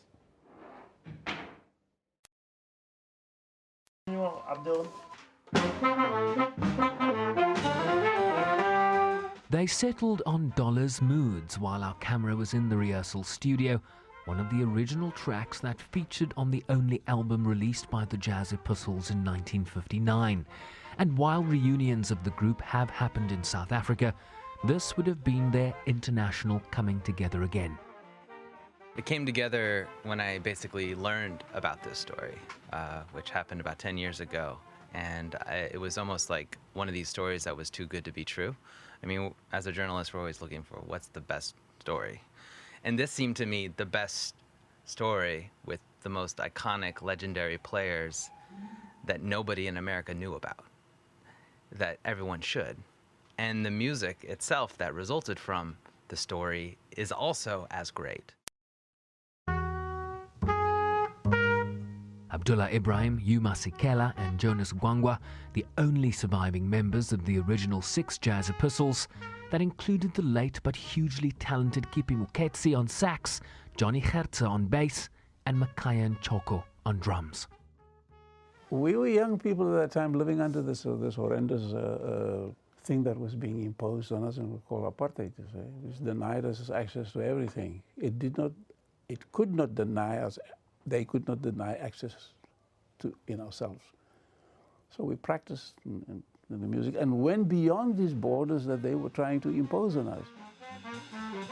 Along with his band Ekaya, who's been playing with him for several decades, Ibrahim believes the music had to do with their humanity. How can you throw anything out of the universe? This is complete insanity. So it doesn't matter where you move people, or where you move things, you are connected and interconnected. So it was a time also when people asserted their political will. You know? And of course, the Jazz Epistle recording was done 6 months before the Sharpeville massacre.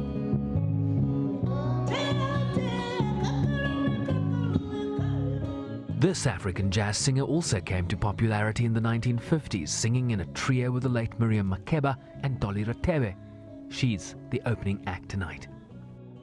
Since the passing of my friend Miriam Makeba, and since the passing of the great, great, great Nelson Mandela, our great, great icon, I've written a song for him, which I would like people to listen to. It's a happy song about him, thanking him for what he has done for us, for the world over, and some other new things. At 81 this year, she believes the younger generations of musicians leave much to be desired, particularly as it relates to the world around them. We sang a lot of material which had something to do with what was happening in the world. Mm-hmm. And up to now, there's still what's happening in the world, you know what I'm saying? It's just that this time, the studios will not record anything like that. If I had to write a song about what's happening today in Africa, or what's happening around the world today, they would say, no, we can't sell this anyway. Mm. So this is maybe why the youngsters don't really care what they're singing about. Celebrating their freedom in New York City with music, as they did even when they were still shackled by the chains of history. Sherwin Briceby's SABC News, New York. The show must go on, they say, celebrating Freedom Day in New York, but we're celebrating it here in South Africa. It's being celebrated annually on the 27th of April. Now, this year's theme is the Year of OR Tambo, with the theme Together Deepening Democracy and Building Safer and Crime-Free Communities. The celebrations coincide with the centenary of the late president and the national chairperson of the ANC, Oliver Reginald Tambo, an international icon, a hero of the South African liberation struggle. Celebrations are held all over the country, and in the Northern Cape province, people are gathered at Rimfosmark. Northern Cape Premier Sylvia Lucas will deliver the Freedom Day keynote address there. Now, for the latest on this, we are joined by our SABC reporter, Reginald Witboy. A very good morning to you, Reginald. Can you tell us how Freedom Day is celebrated there, and what is the mood like in the Northern Cape? Hi, good morning to you, Elvis. Yes, we are coming to you live from Rimfosmark here in the Northern Cape, which lies about 150 kilometers from Uppington, which is the nearest town. My colleague and I, Tapelo Homotswane, we are covering this Freedom Day event here in the province. Early on, it started to rain actually, but like they say in Afrikaans, when it rains and the sun is shining, but the sun is out and people are here in their numbers to celebrate Freedom Day and to bear witness what it actually means to them. As you can see behind me, there are quite a number of people, and more people are being bussed in to attend this event. Now, the Premier of the Northern Cape, who's also being called the Queen of the Kalahari, Premier Sylvia Lucas, she is expected to deliver the keynote address here in Rimfosmark at Vredesvallei Sports Stadium. She will be accompanied by the MEC of Sports, Arts and Culture, Bongiwe Mbinga Gigaba, and other officials here in this remote town. As you can hear, the program already started. It was supposed to start at 10 o'clock, but it's running a bit late. But I spoke to a few people just to ask them what Freedom Day means to them.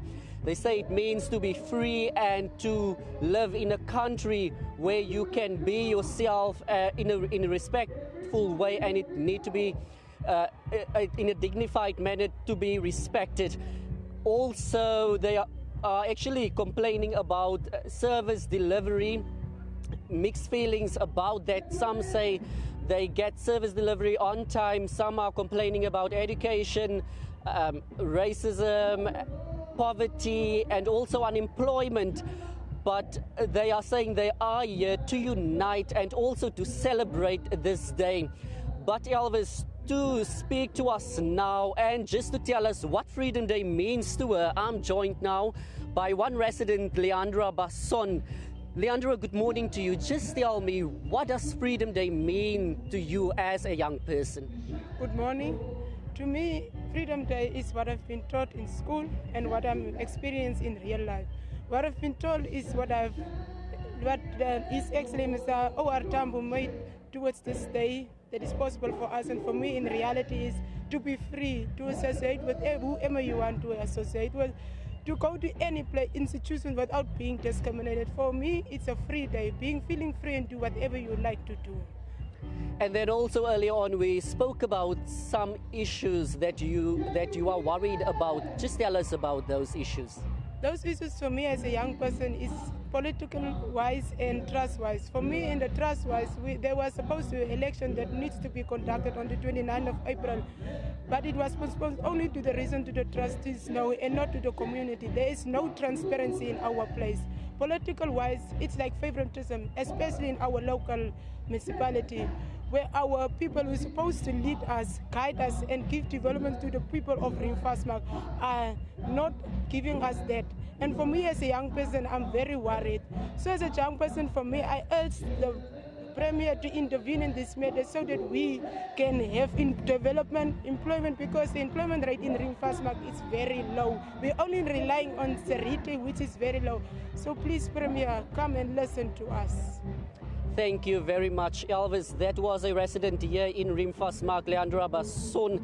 expressing herself what Freedom Day means to her. Now, we are still waiting for Premier Sylvia Lucas and her entourage to arrive here and to come and address the people. Now, government services such as registration of identity documents, SASSA grants, health services will also be rendered here at the event. But with that said, it's back to you in the studio, Elvis. Thank you, Reginald Witbooi, all the way from the Northern Cape in Rimfosmark, 150 k's from Uppington there, very dry area, but they're celebrating Freedom Day there as well. Meanwhile, the family of the Pan-Africanist Congress founding member, Robert Mangoliso Sobukwe, wants to keep his legacy alive. They've asked the government to help them achieve this goal.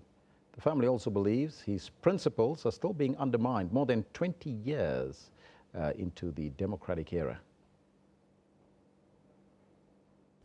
The Karoo town of Rafrenet, it was home to Robert Sobukwe. He grew up here in this house in the 1930s. As a man, he made his mark in South African politics. He was instrumental in organizing the uprising that led to the Sharpeville massacre in 1960. 2 years before that, he broke away from the ANC, disagreeing about the non-racial policy of the ANC. But it is his role in the struggle that is seemingly overlooked. His son, Dinlisizwe, feels his story. In spite of the learning center and museums built in his honor, is not told as part of the liberation. The Sobukwe family demands equal recognition to the ANC leaders that were imprisoned on Robben Island. Now, as Freedom Day is celebrated again, the family says it is not as relevant as it should because Sobukwe's legacy is not being advanced. I'm sure it is something that many people feel pained by. And then again, he was not the only person who's not recognized who did struggle for the liberation of this country. Be that as it may, as I just said though, it is not for us to wonder why. It is those in power that should know why they make those decisions. PAC is within its right to demand from the government to recognize Sobukwe, to recognize Mutupeng, Masemola and other stalwarts of the PAC, and of not only the PAC, the Black Consciousness Movement as well. Steve Biko was not the only one. Eastern Cape Arts and Culture MEC Phemima Jodina refused the claims made by the Sobukwe family. She says the government has put a special focus on the Sobukwe family and other PAC leaders whom are buried outside the country. Zolani Moya, SABC News, Rafrenet.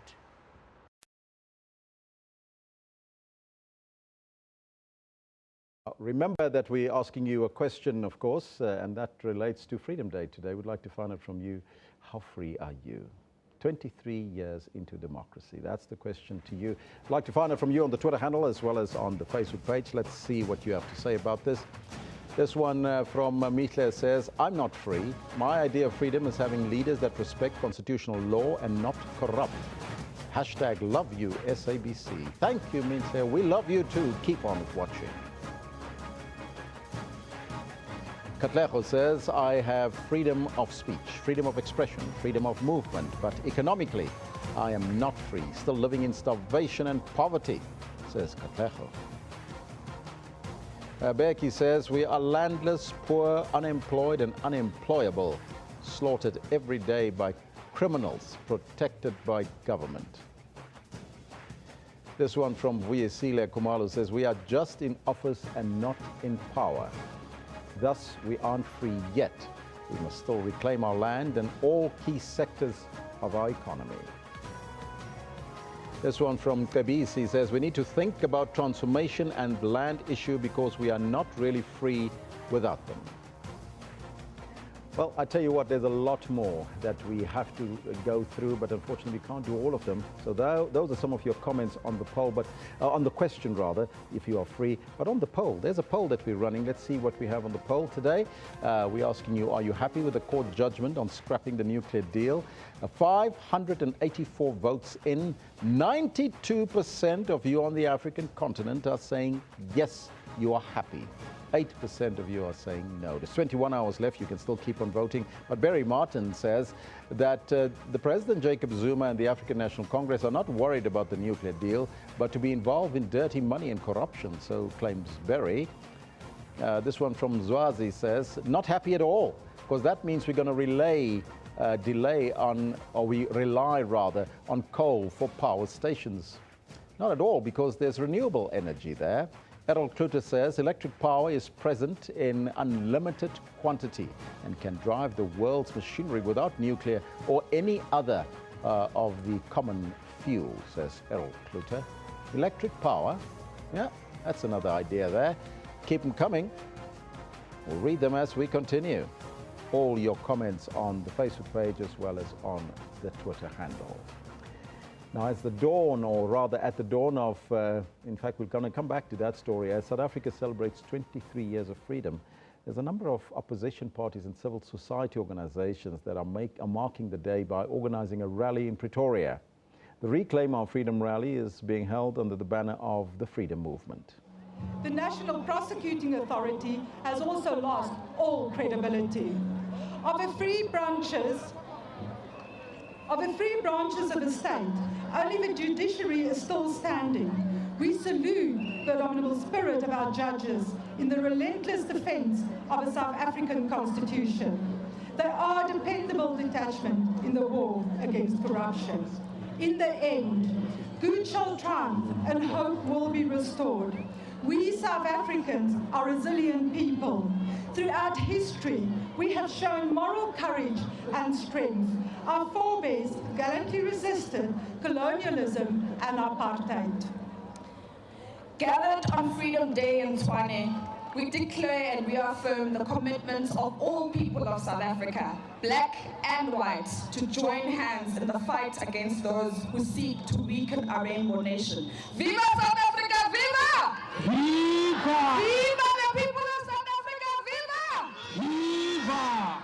We, the representatives of political formations, civil society, workers, religious organizations, and academia want the whole world to know that today we resolve: 1, to protect the Constitution of South Africa; 2, to remove Jacob Zuma from office; 3, Puma Zuma Puma! Puma! Puma Zuma Puma! Puma! Number 3, to uproot corruption and stop state capture by adopting a whole society approach to South Africa's development; and number 4, defend our hard-won freedoms.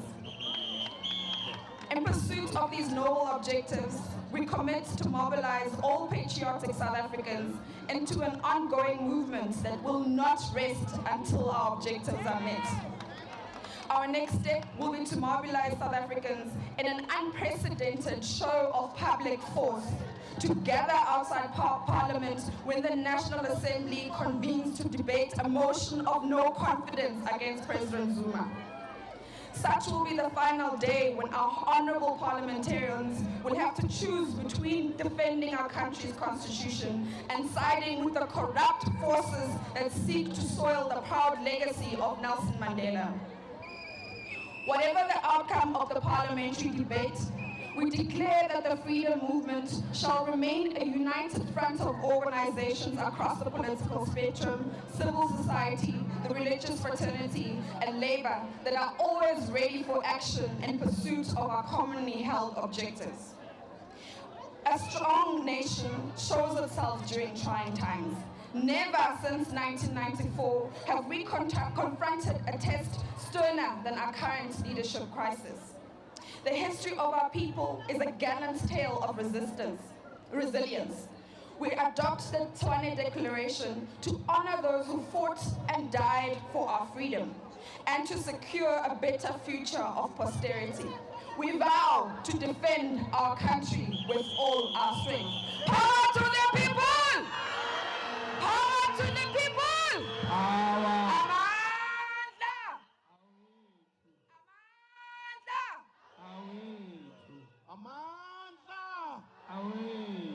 Viva Mzansi, viva! Viva! Viva Mzansi, viva! Viva!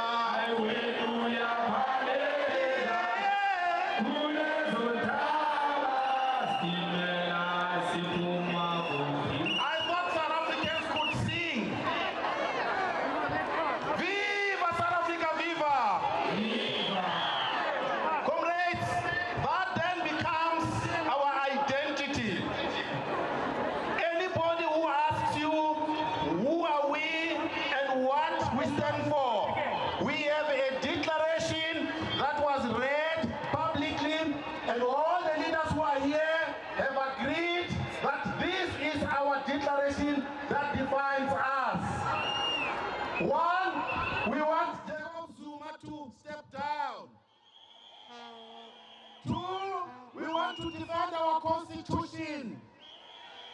3, we want to uproot corruption and stop state capture by adopting a society-wide approach to South Africa's development. 4, we want to defend our hard-won freedom. Comrades, we now are going to call upon leaders of various organizations to come and address you. We are not alone. We have God behind us. I am going to call upon a religious leader who is well known, the Chief Rabbi of South Africa, Warren Goldstein, to come and address us.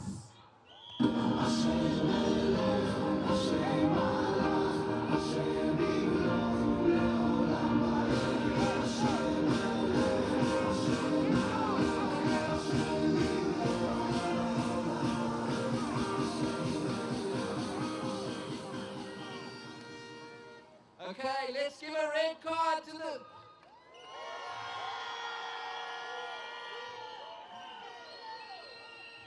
Okay, God bless you all. It's a privilege to be here, to be part of the freedom movement. And you know, what is it that makes South Africa so special? We are the Rainbow Nation. All the colors of the rainbow, we come together in unity. And you know the rainbow. When did God bring the rainbow to the world? After the flood. After the flood that wiped out the world, God showed Noah a rainbow. And that rainbow was the symbol of hope for the future of the world. And our Rainbow Nation here in South Africa is a symbol of hope for the future of the world. Viva the Rainbow Nation, viva! And that rainbow is not only a symbol of hope, the rainbow is also the symbol of a covenant with God. We have a covenant with God, all the people in the world. And the rainbow is the symbol of the covenant.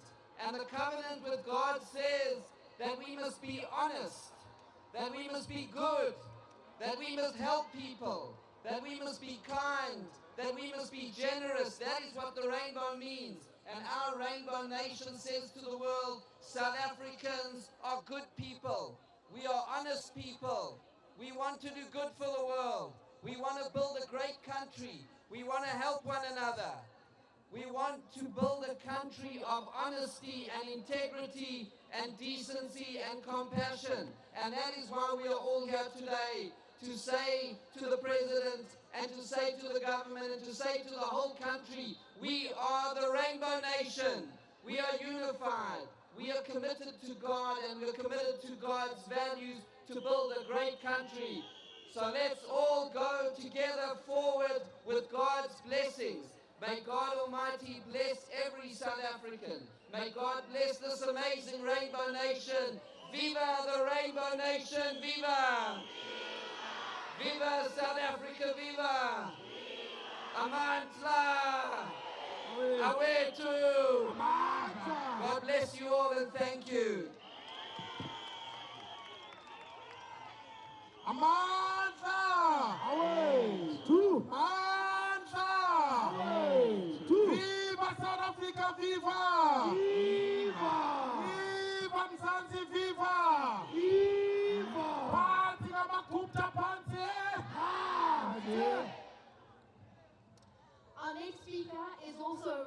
leader. Ladies and gentlemen, please put your hands together for Reverend Damie Hermans. Bosa! Aiba! Bosa! Cheers! Cheers! Cheers! Cheers!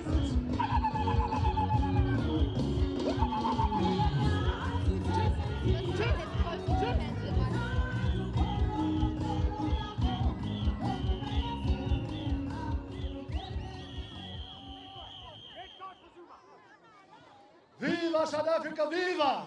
Viva! Viva South Africa, viva! Viva!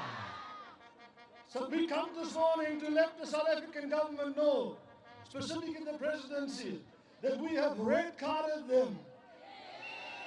Viva South Africa, viva! Viva!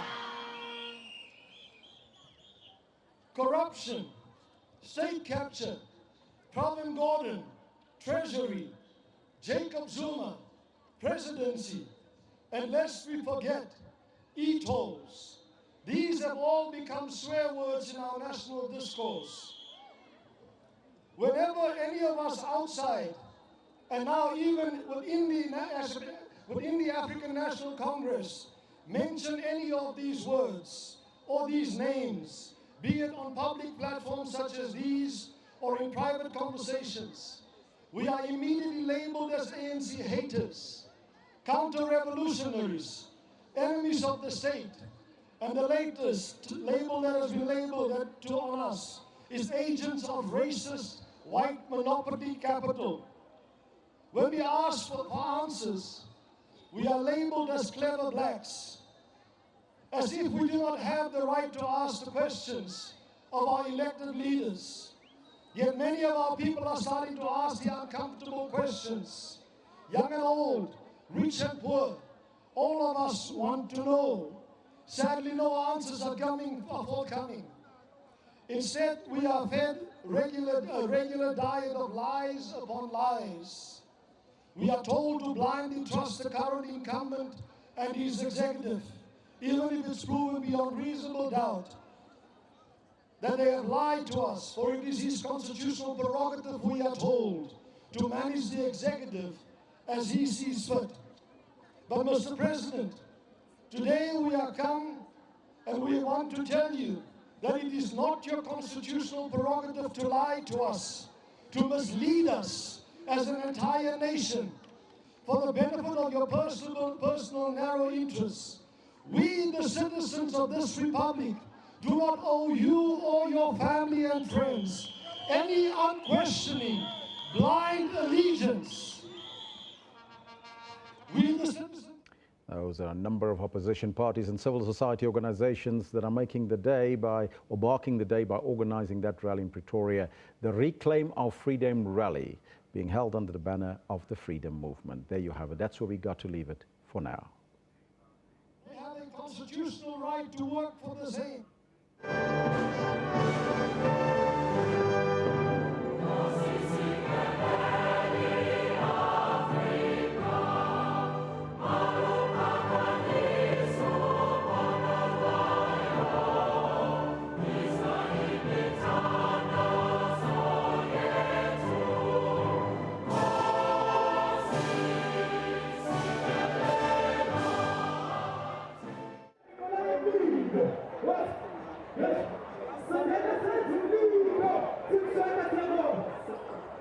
Live from Yalingana in northern KwaZulu-Natal, a very warm welcome to our SABC 2 viewers as well as Channel 404. It is indeed an important day. We're celebrating Freedom Day 2017 from the Tengani Sports Ground here in Manguzi. I'm not alone. My name is Blaine Herman and I'm next to our intrepid reporter from KwaZulu-Natal, Ayanda Mhlongo.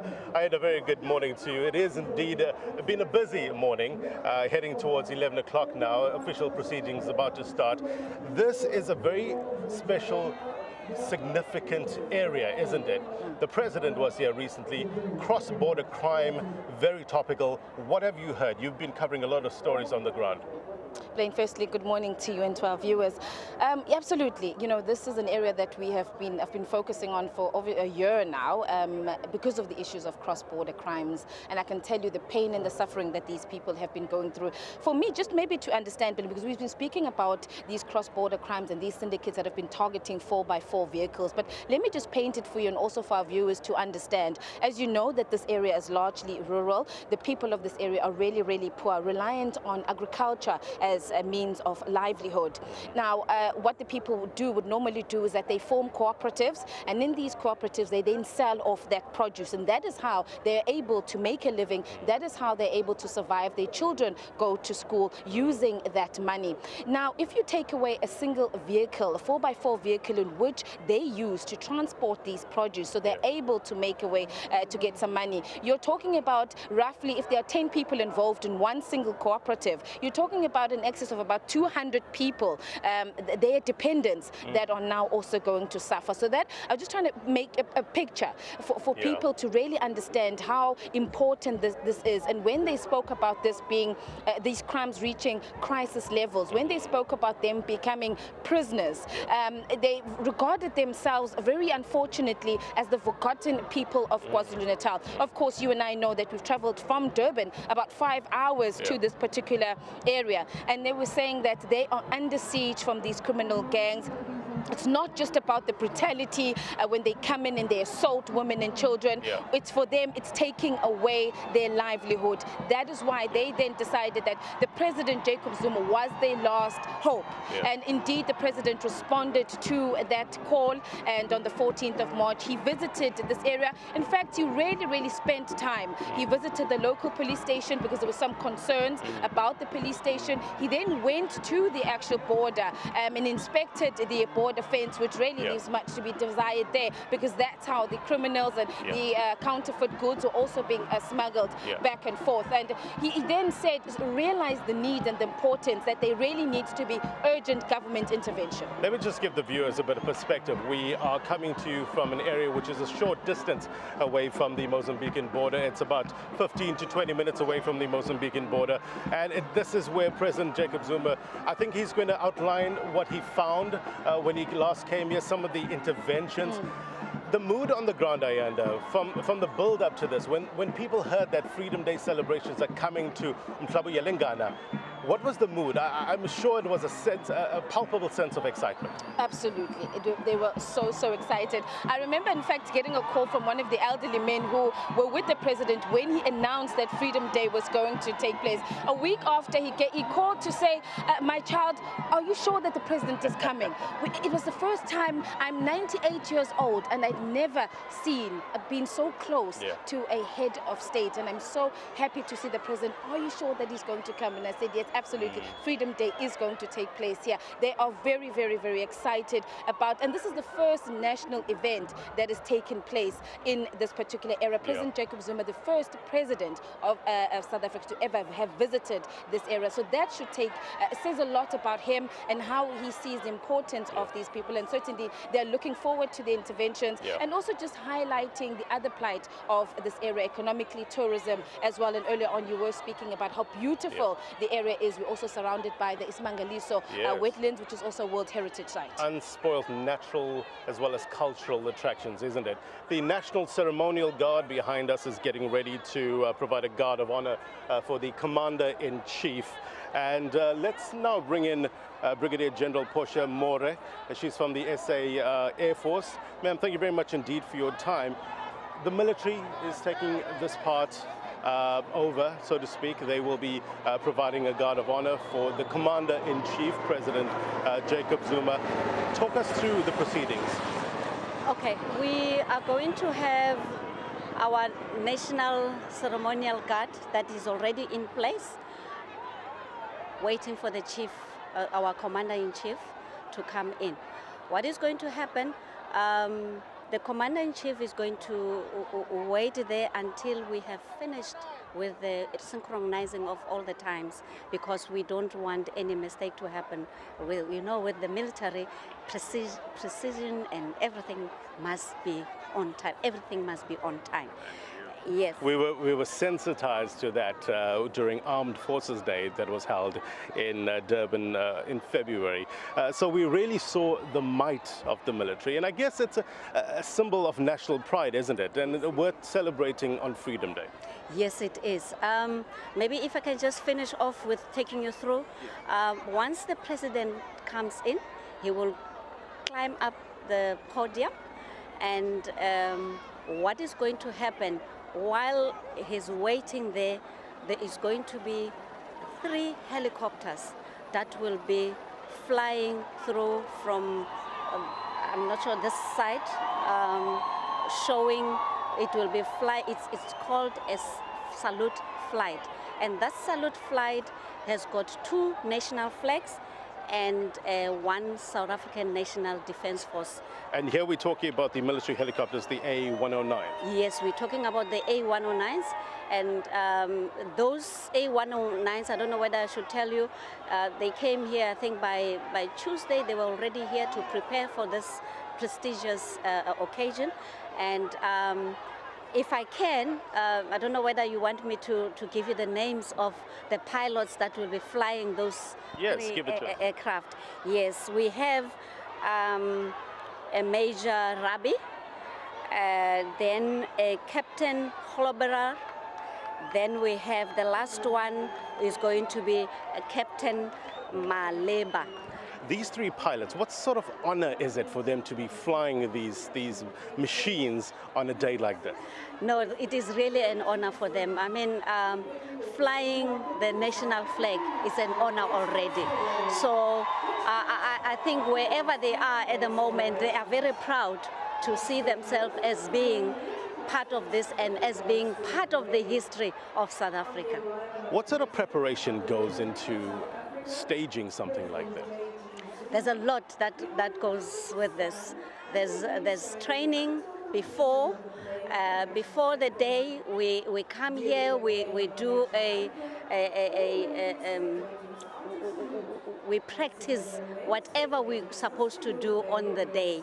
So the last practice was yesterday, and everything that is happening now happened yesterday. So all this has been prepared for the whole week. So that is what has happened. Now we have an array of aircrafts that will do a fly past, isn't it? Take us through some of the aircraft that we can expect today. We are going to have, first of all, we are going to have 5 aircraft that will be. I think the Silver Falcons, I think we've got the Gripens as well, and I think there's going to be a bit of a solo run from the Hawks. Yes, but firstly, we're going to have our Silver Falcons that will approach from my back. They will be flying in and splitting. You'll see everything will happen, and everybody is going to see what is going to happen. And immediately after the Silver Falcons, we are going to have the 2 Gripens and the other training fighter, which is the... Is it the Hawk?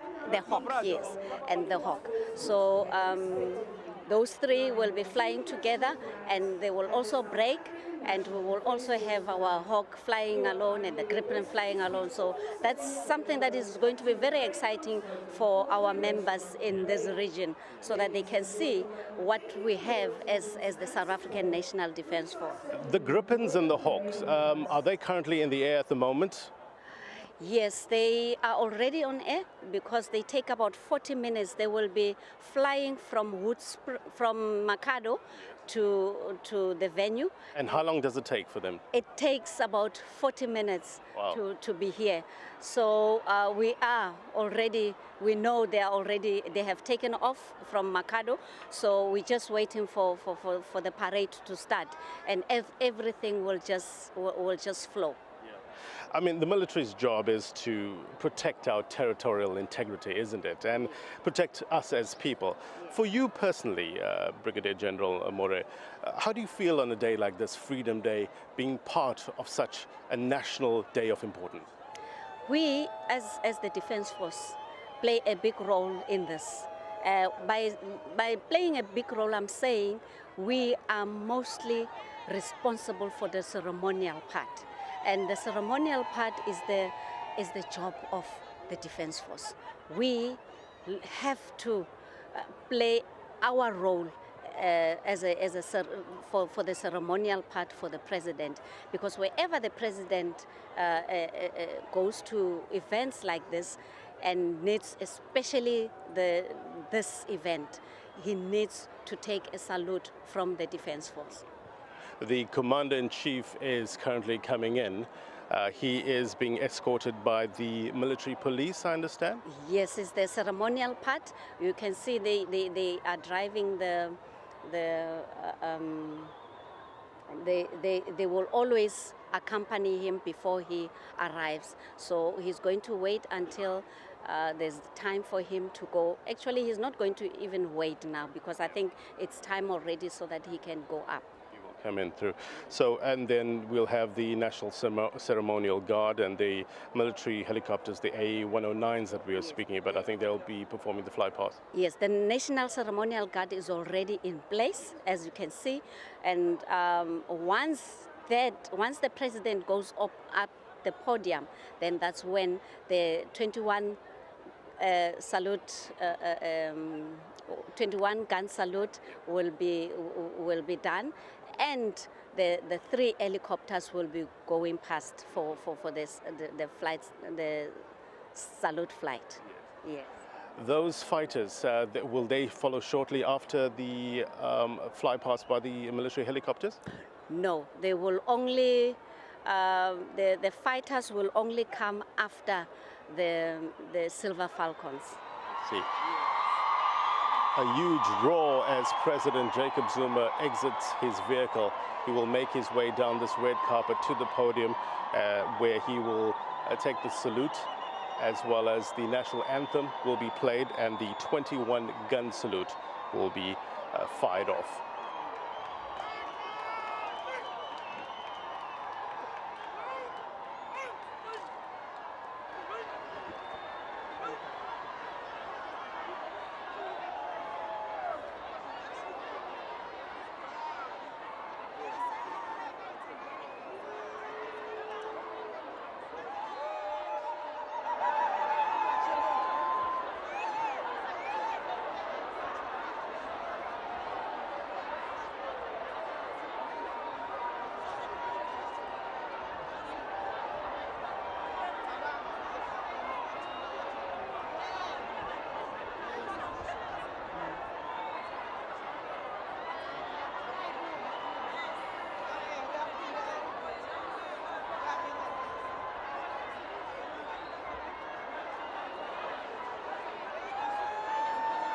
Ladies and gentlemen, please stand for the arrival of President Judicial.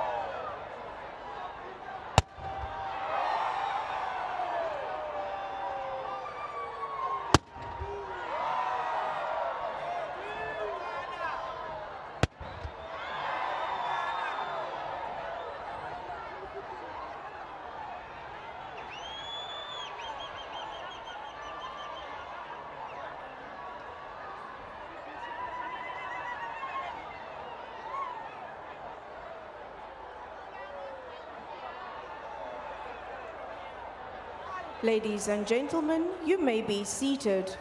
The air display will now commence. Ladies and gentlemen, the first air display will be the Silver Falcons, consisting of 5 PC-7 aircraft from Central Flying School stationed at Air Force Base Langebaanweg, which will be joining us shortly.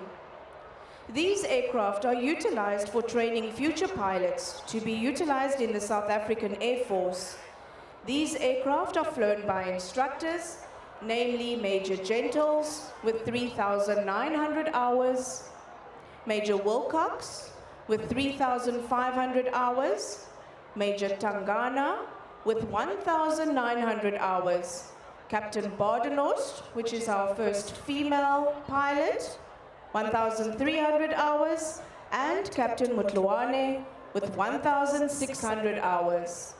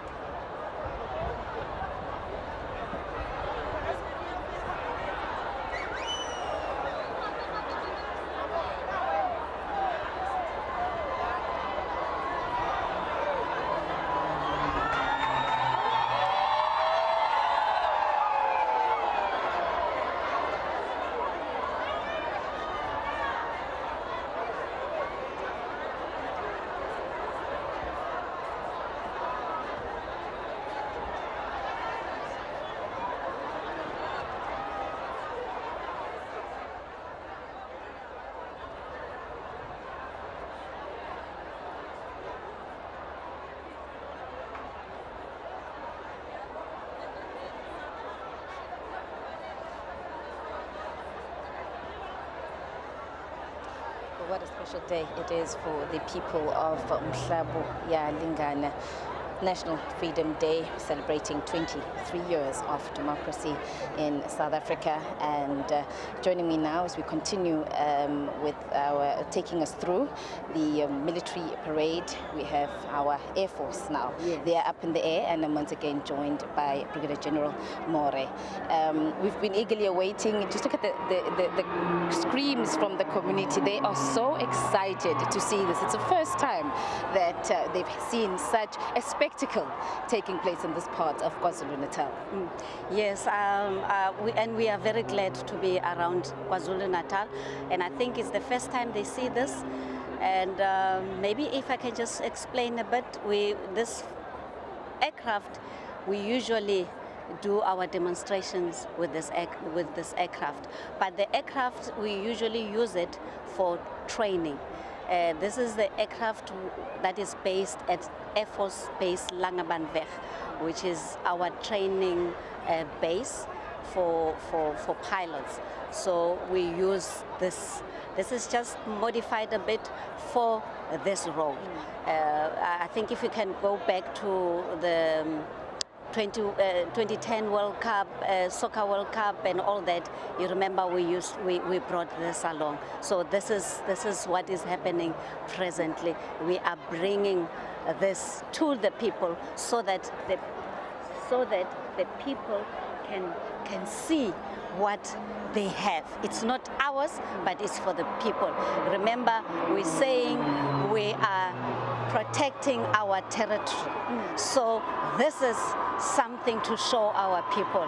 That's why we brought our aircraft. But this one is for training, just to repeat, for all our pilots. And just quite surprising, being a woman myself, I was so excited when I heard over the announcement that there's also a female pilot amongst the 5. Yes, she's one of the female pilots that is flying. What they usually do, they practice this before, and they do the formations. You can see even the flying, they will fly a certain pattern, and that's how they train. So this is what we see, and this is the demonstration that we would like to our people to see. Let's continue, just enjoy this demonstration. Fighter aircraft that also utilized for tactical reconnaissance.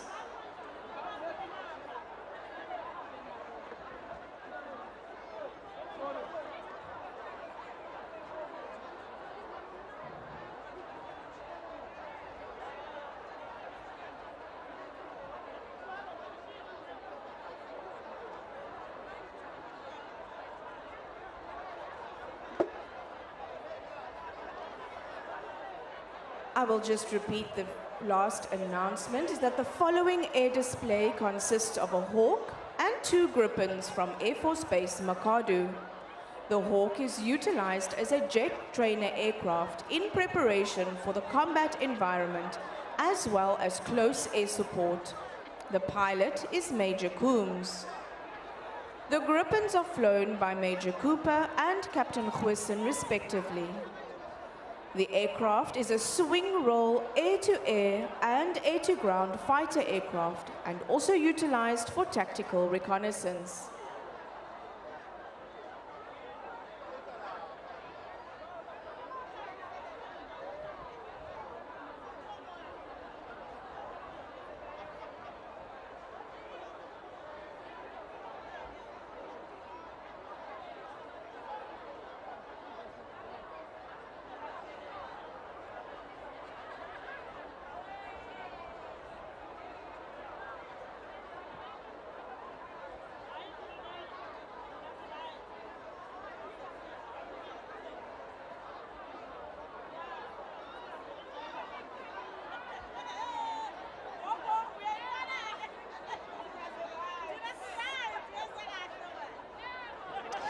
Siyaqhubeka nokuthi sinilethele umgubho weminyaka ema-30 sigubha inkululeko ezweni laseNingizimu Afrika. Sila endaweni yakwaMhlaba uyalingana nala umphakathi uphume ngomningi bawo uzobona amasosha abezombutho wezokuvukela ezweni lethu babakhombisa into abangajwayele nokho ukuthi bayibone.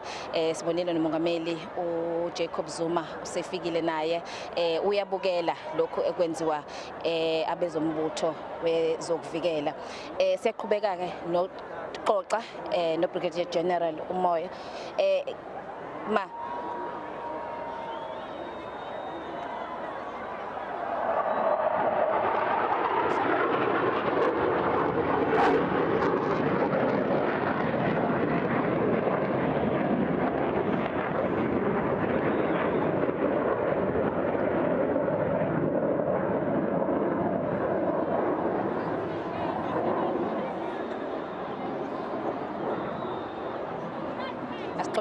ndawo sizame ukuthi ke siqhubeke mhlawumbe ke kuzabalaleli bethu nababukeli bethu abasemakhaya bazama ukuthi bakhombise nabo sibatshela ukuthi yini lenzeka mhlawumbe usichazela ukuthi imaphi ke lamabhanoyi manje iwona la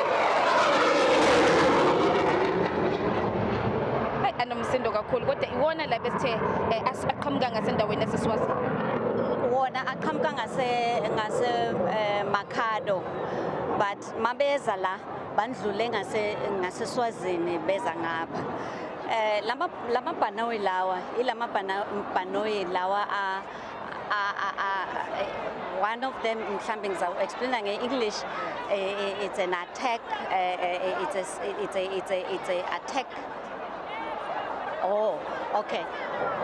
Ibhanoyi leli yilo leli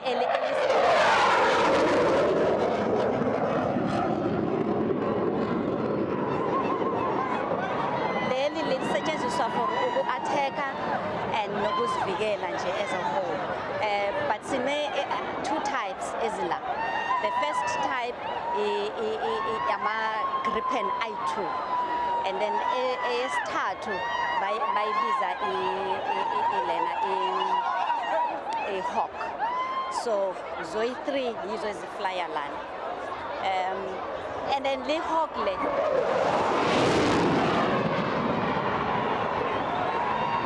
i-hawk yiyo le trainer nama-fighter pilots.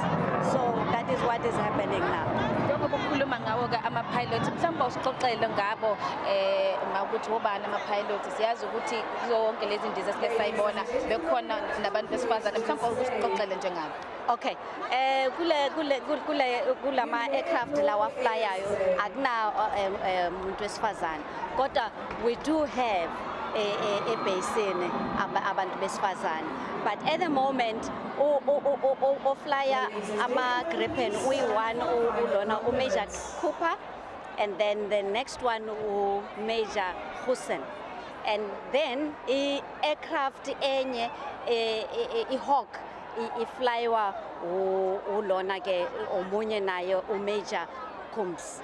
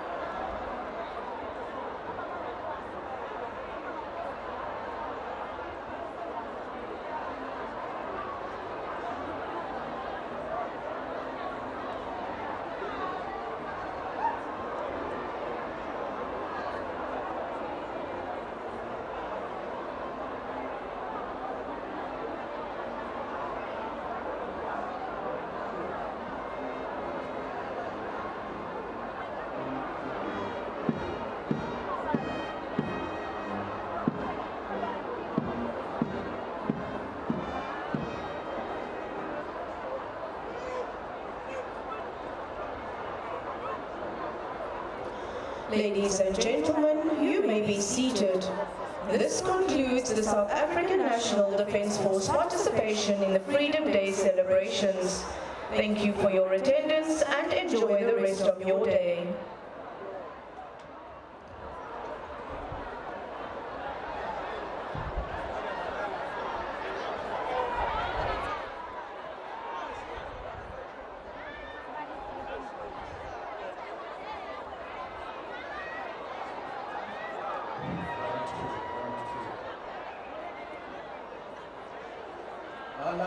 The National Ceremonial Guard doing their bit in today's proceedings. We saw the military helicopters, the A109s, performing that fly past carrying the national flag and the SANDF flag. The national anthem performed. The 21-round gun salute now done and dusted. Amazing air display, Zayanda, that we saw when those Gripen fighters went past us. It really took your breath away, isn't it? The cracking sound as it tore through the air. It was amazing. It was absolutely amazing. And you see the community went, oh, really? It's the first time playing that they've actually seen something like this. And I know for us, we've had the privilege of it. But today for them, I think it was a special day.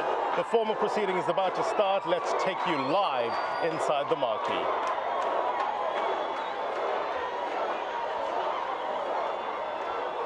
Allah, Allah, msholozi, Allah, Allah. Allah, Allah, ngamalala, Allah, Allah. Eita, President Zuma, eita. Sisamile. Ladies and gentlemen, Sizocela sonke sehlise amazwi ngoba uhlelo lwethu seluyaqala la ngaphakathi umbutho wezokuvikela usuqedile ngolawo. We'll request all of us to be quiet as we will be opening officially with the singing of the national anthem. But for now, the band is leaving us. We can take a seat. We can take our seat. Whilst we receive the choir, Lilanga Choir.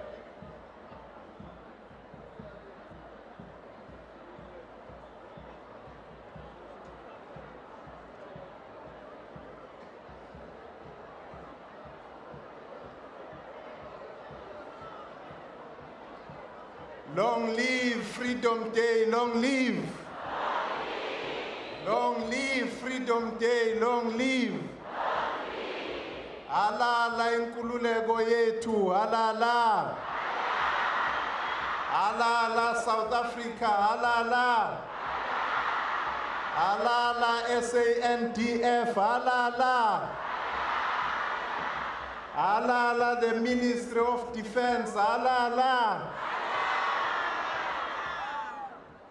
Pambili nomphakathi womhlaba yalingana phambili. Pambili nemanguzi phambili. Alala mkhanya kude, alala. Alala kwaya yethu Dlilanga, alala.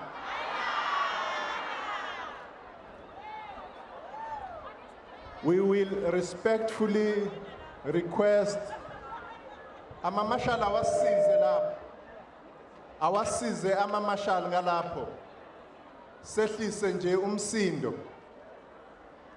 We'll respectfully request all of us to rise as the choir, Dlilanga Choir, Yasemtuba will be leading us in singing the national anthem.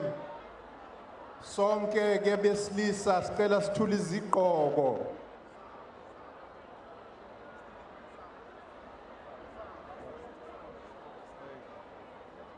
Sicela sehlise umsindo ngapha. Check mic. We check. Over to you. Mic 1 2. Over to you, choir, for the national anthem. Mic 1 2.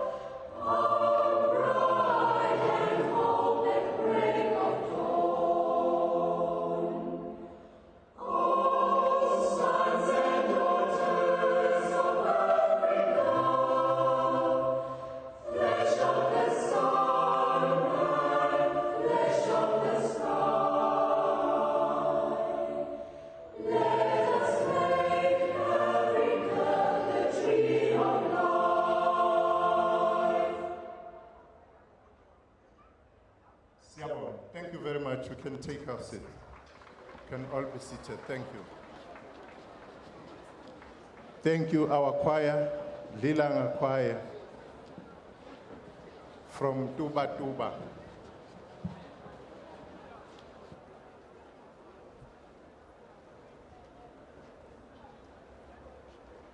Today is an important day. It's a Freedom Day. This is the day where we achieved our freedom as South Africans. Sukulwethu lwenkululeko ke lolu esilibhiyozelayo namhlanje. Uhlelo lwanamhlanje, our program, my co-program director is MEC Bongiwe Stole Mloyi, who will be driving the program with me here today as we say, halala South Africa, halala. Halala our freedom, halala. Halala Africa, halala. Long live President Zuma, long live. Halala Msholozi, halala. Halala Ngamalala, halala. Siyakuthanda Msholozi, siyakuthanda. Qina Msholozi, qina. My program director is going to lead from here.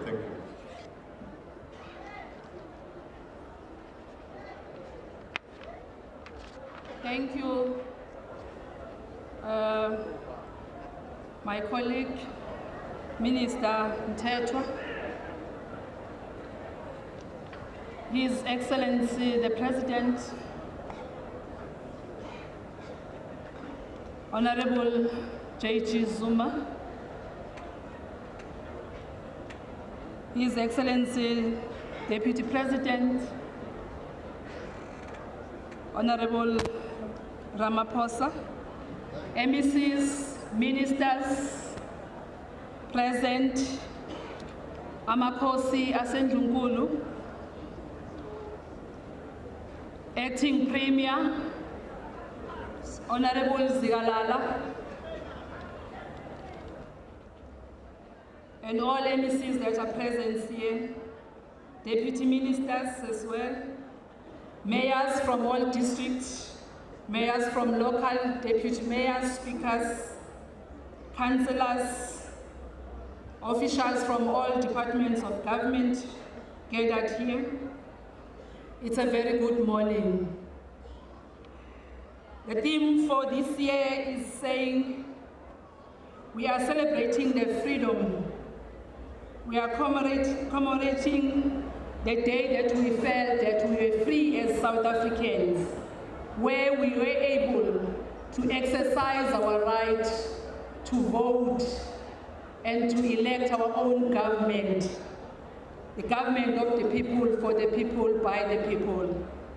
The theme is saying the year of our Tambo, together deepening democracy and building safer and crime-free communities. It is in line with what the President, when he earlier visited this area, was asking the people around Mhlabiyalingana and across the border to work together and make this area a safer area and also a crime-free area. We would like to thank the President for once more, after he has visited the area, has decided that the celebration of our freedom will take place in this area. Thank you very much, Honorable President. It is with humility and joy that people of Manguzi, people of Mhlabiyalingana, people of Mkhanyakude district and of KwaZulu-Natal, they have experienced this wonderful day because you have decided, Honorable President, that this day is going to be celebrated here. Certainly we are humbled by the decision that you have taken to do that. As the province of KwaZulu-Natal also, we are also humbled by the gesture that you have given to us. Without further ado, I would like, because we are here and this area is governed by Inkosi, the chairperson of the Kanyagude local house, Inkosi Agwatembe, is going to welcome us in this August occasion and this happy and a wonderful day where we celebrate the freedom of our country. May I call him to come and welcome us.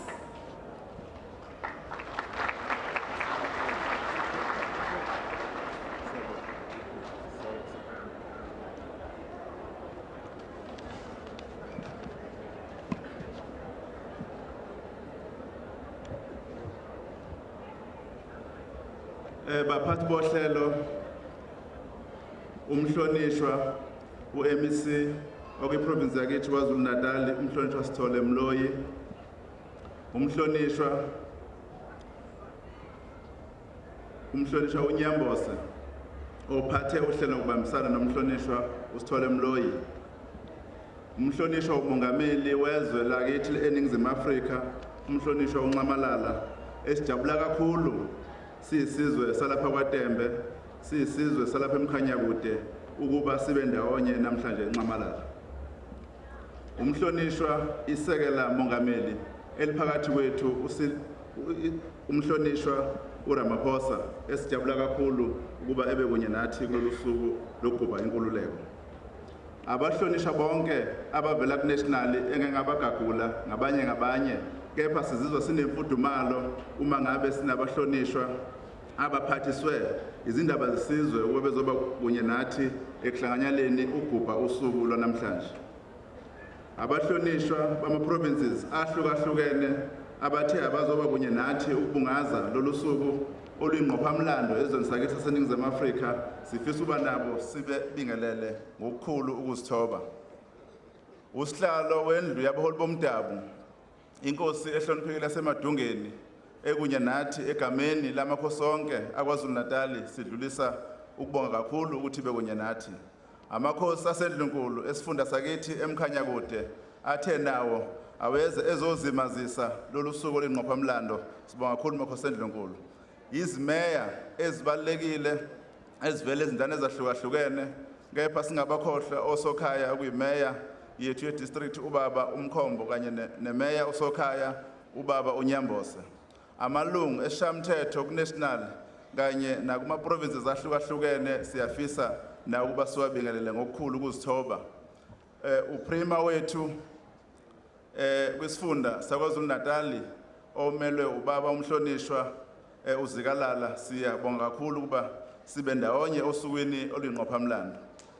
okwami ukuba ngizodlulisa amazwi okwemukela ngokuba sibingelele bonke abahloniphekile kulolu suku oluyingqophamlando ukuba sizohlanganyela lapha endaweni yakwaNgwanase kwaMhlabelingana eMkhanyakude kwaZulu Natal ngiyafisa mhlonishwa bongameli ngidlulisa nje amazwi okwemukela ukuba sidlulise ukubonga nje kakhulu sumphakathi walapha kaNgwanase eMhlabelingana eMkhanyakude ukuba sibekeke emephini kule ngqophamlando yosuku lwanamhlanje ukuzogujwa usuku lwenkululeko lapho esigubha khona inkululeko yama-23 siyisizwe salapha eNingizimu Afrika kuningi mhlonishwa mongameli esingakubala esesikubonile kule nkululeko egujwa namhlanje siyazi ukuthi ngobubanzi bezwe mhlambe kukhona lapha esingakafinyeleli khona kodwa nje kuthina esesizuzile kokunye nokunye esikubonayo ukuthi kusezinhlelweni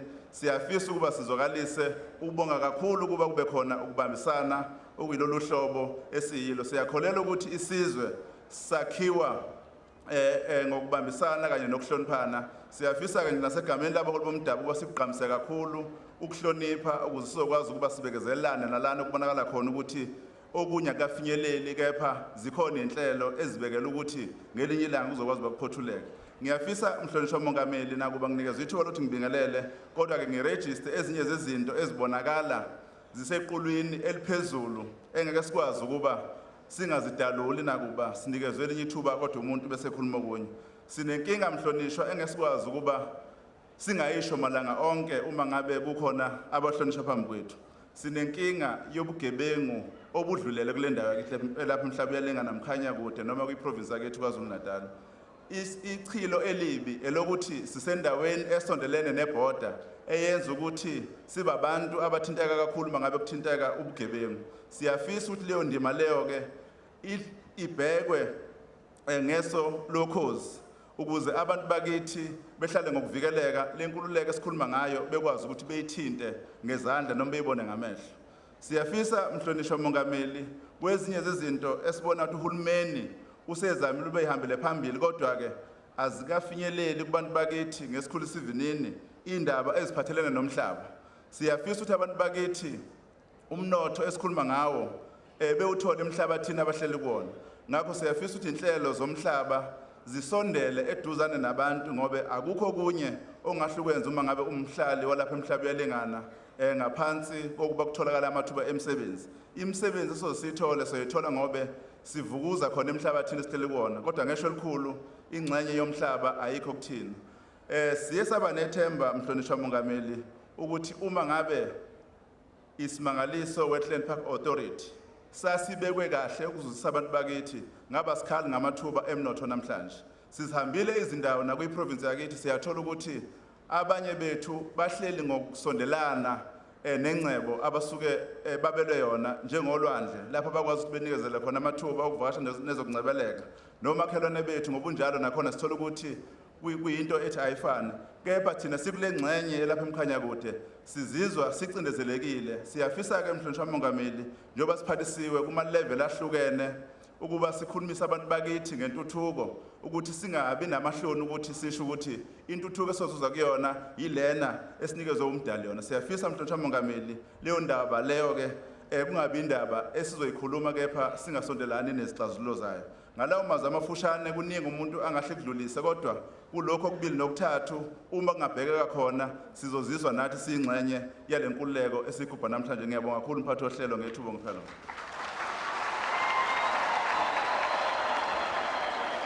Sibonge enkosini yakwaTembe ukusamukela ngezandla ezifudumele. Sizizwele impela kube kuhle mongameli ukubukhethe lesi sihloko ukuthi sizogxilisa inkululeko yethu siphinde sakhe izindawo zethu kuba ziphephe ziphinde kube izindawo ezingenabo ubugebengu.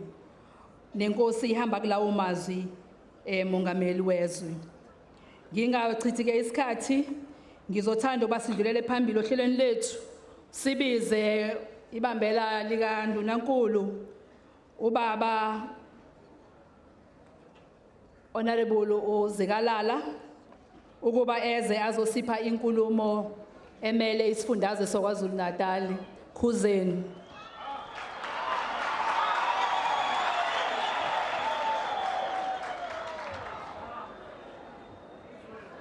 Phambili nenkululeko yabantu base-South Africa phambili.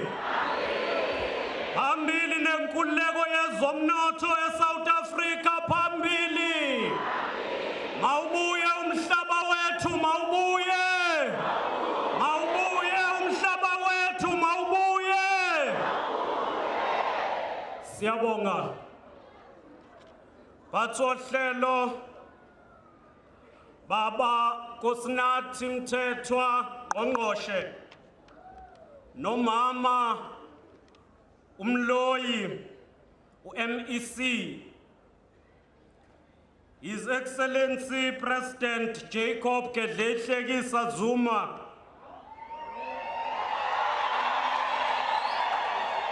His Excellency Deputy President of our Republic Cyril Ramaphosa, all ministers from the National Cabinet who are here, members of the Provincial Executive Council, the former Premier of our province and the Treasurer General of the ruling party, Comrade Zwelini Mkhize, members of the Executive Council, and members of the legislature, members of the diplomatic corps, mayors, traditional leaders and religious leaders, angibingelele ngokukhethekileyo inkosi ubaba inkosi uNdabezitha uChiliza, usihlalo wamakhosi kwindlu yamakhosi lapha kwiprovince yaKwaZulu Natal, nenkosi uNdabezitha uTembe, usihlalo wamakhosi kwindlu yalapha eMkhanyakude. Ngibingelele bonke oNdabezitha abakhona. Sibingelela kakhulu zonke inhlaka ezikhona, isikakhulukazi imndeni yamaqhawe omzabalazo alwa elwela lenkululeko. Namuhla sihlangene la singabantu bakwaZulu Natal eMkhanyakude. Ngonjalo nakwezinye indawo ezihlukahlukene kugujwa ukukhululeka kweSouth Africa on this Freedom Day. President, during the week, in one of the debates we had, I said, yes, there are those televised protests, but they are televised and they are just few. But baningi abantu abavotela umongameli abangamasho ukuthi akaphume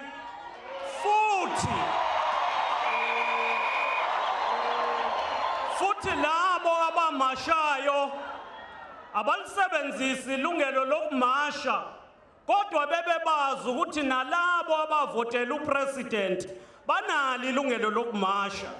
Akungazeke kufike la bezomasha khona. As we gathered here, President Zuma, we first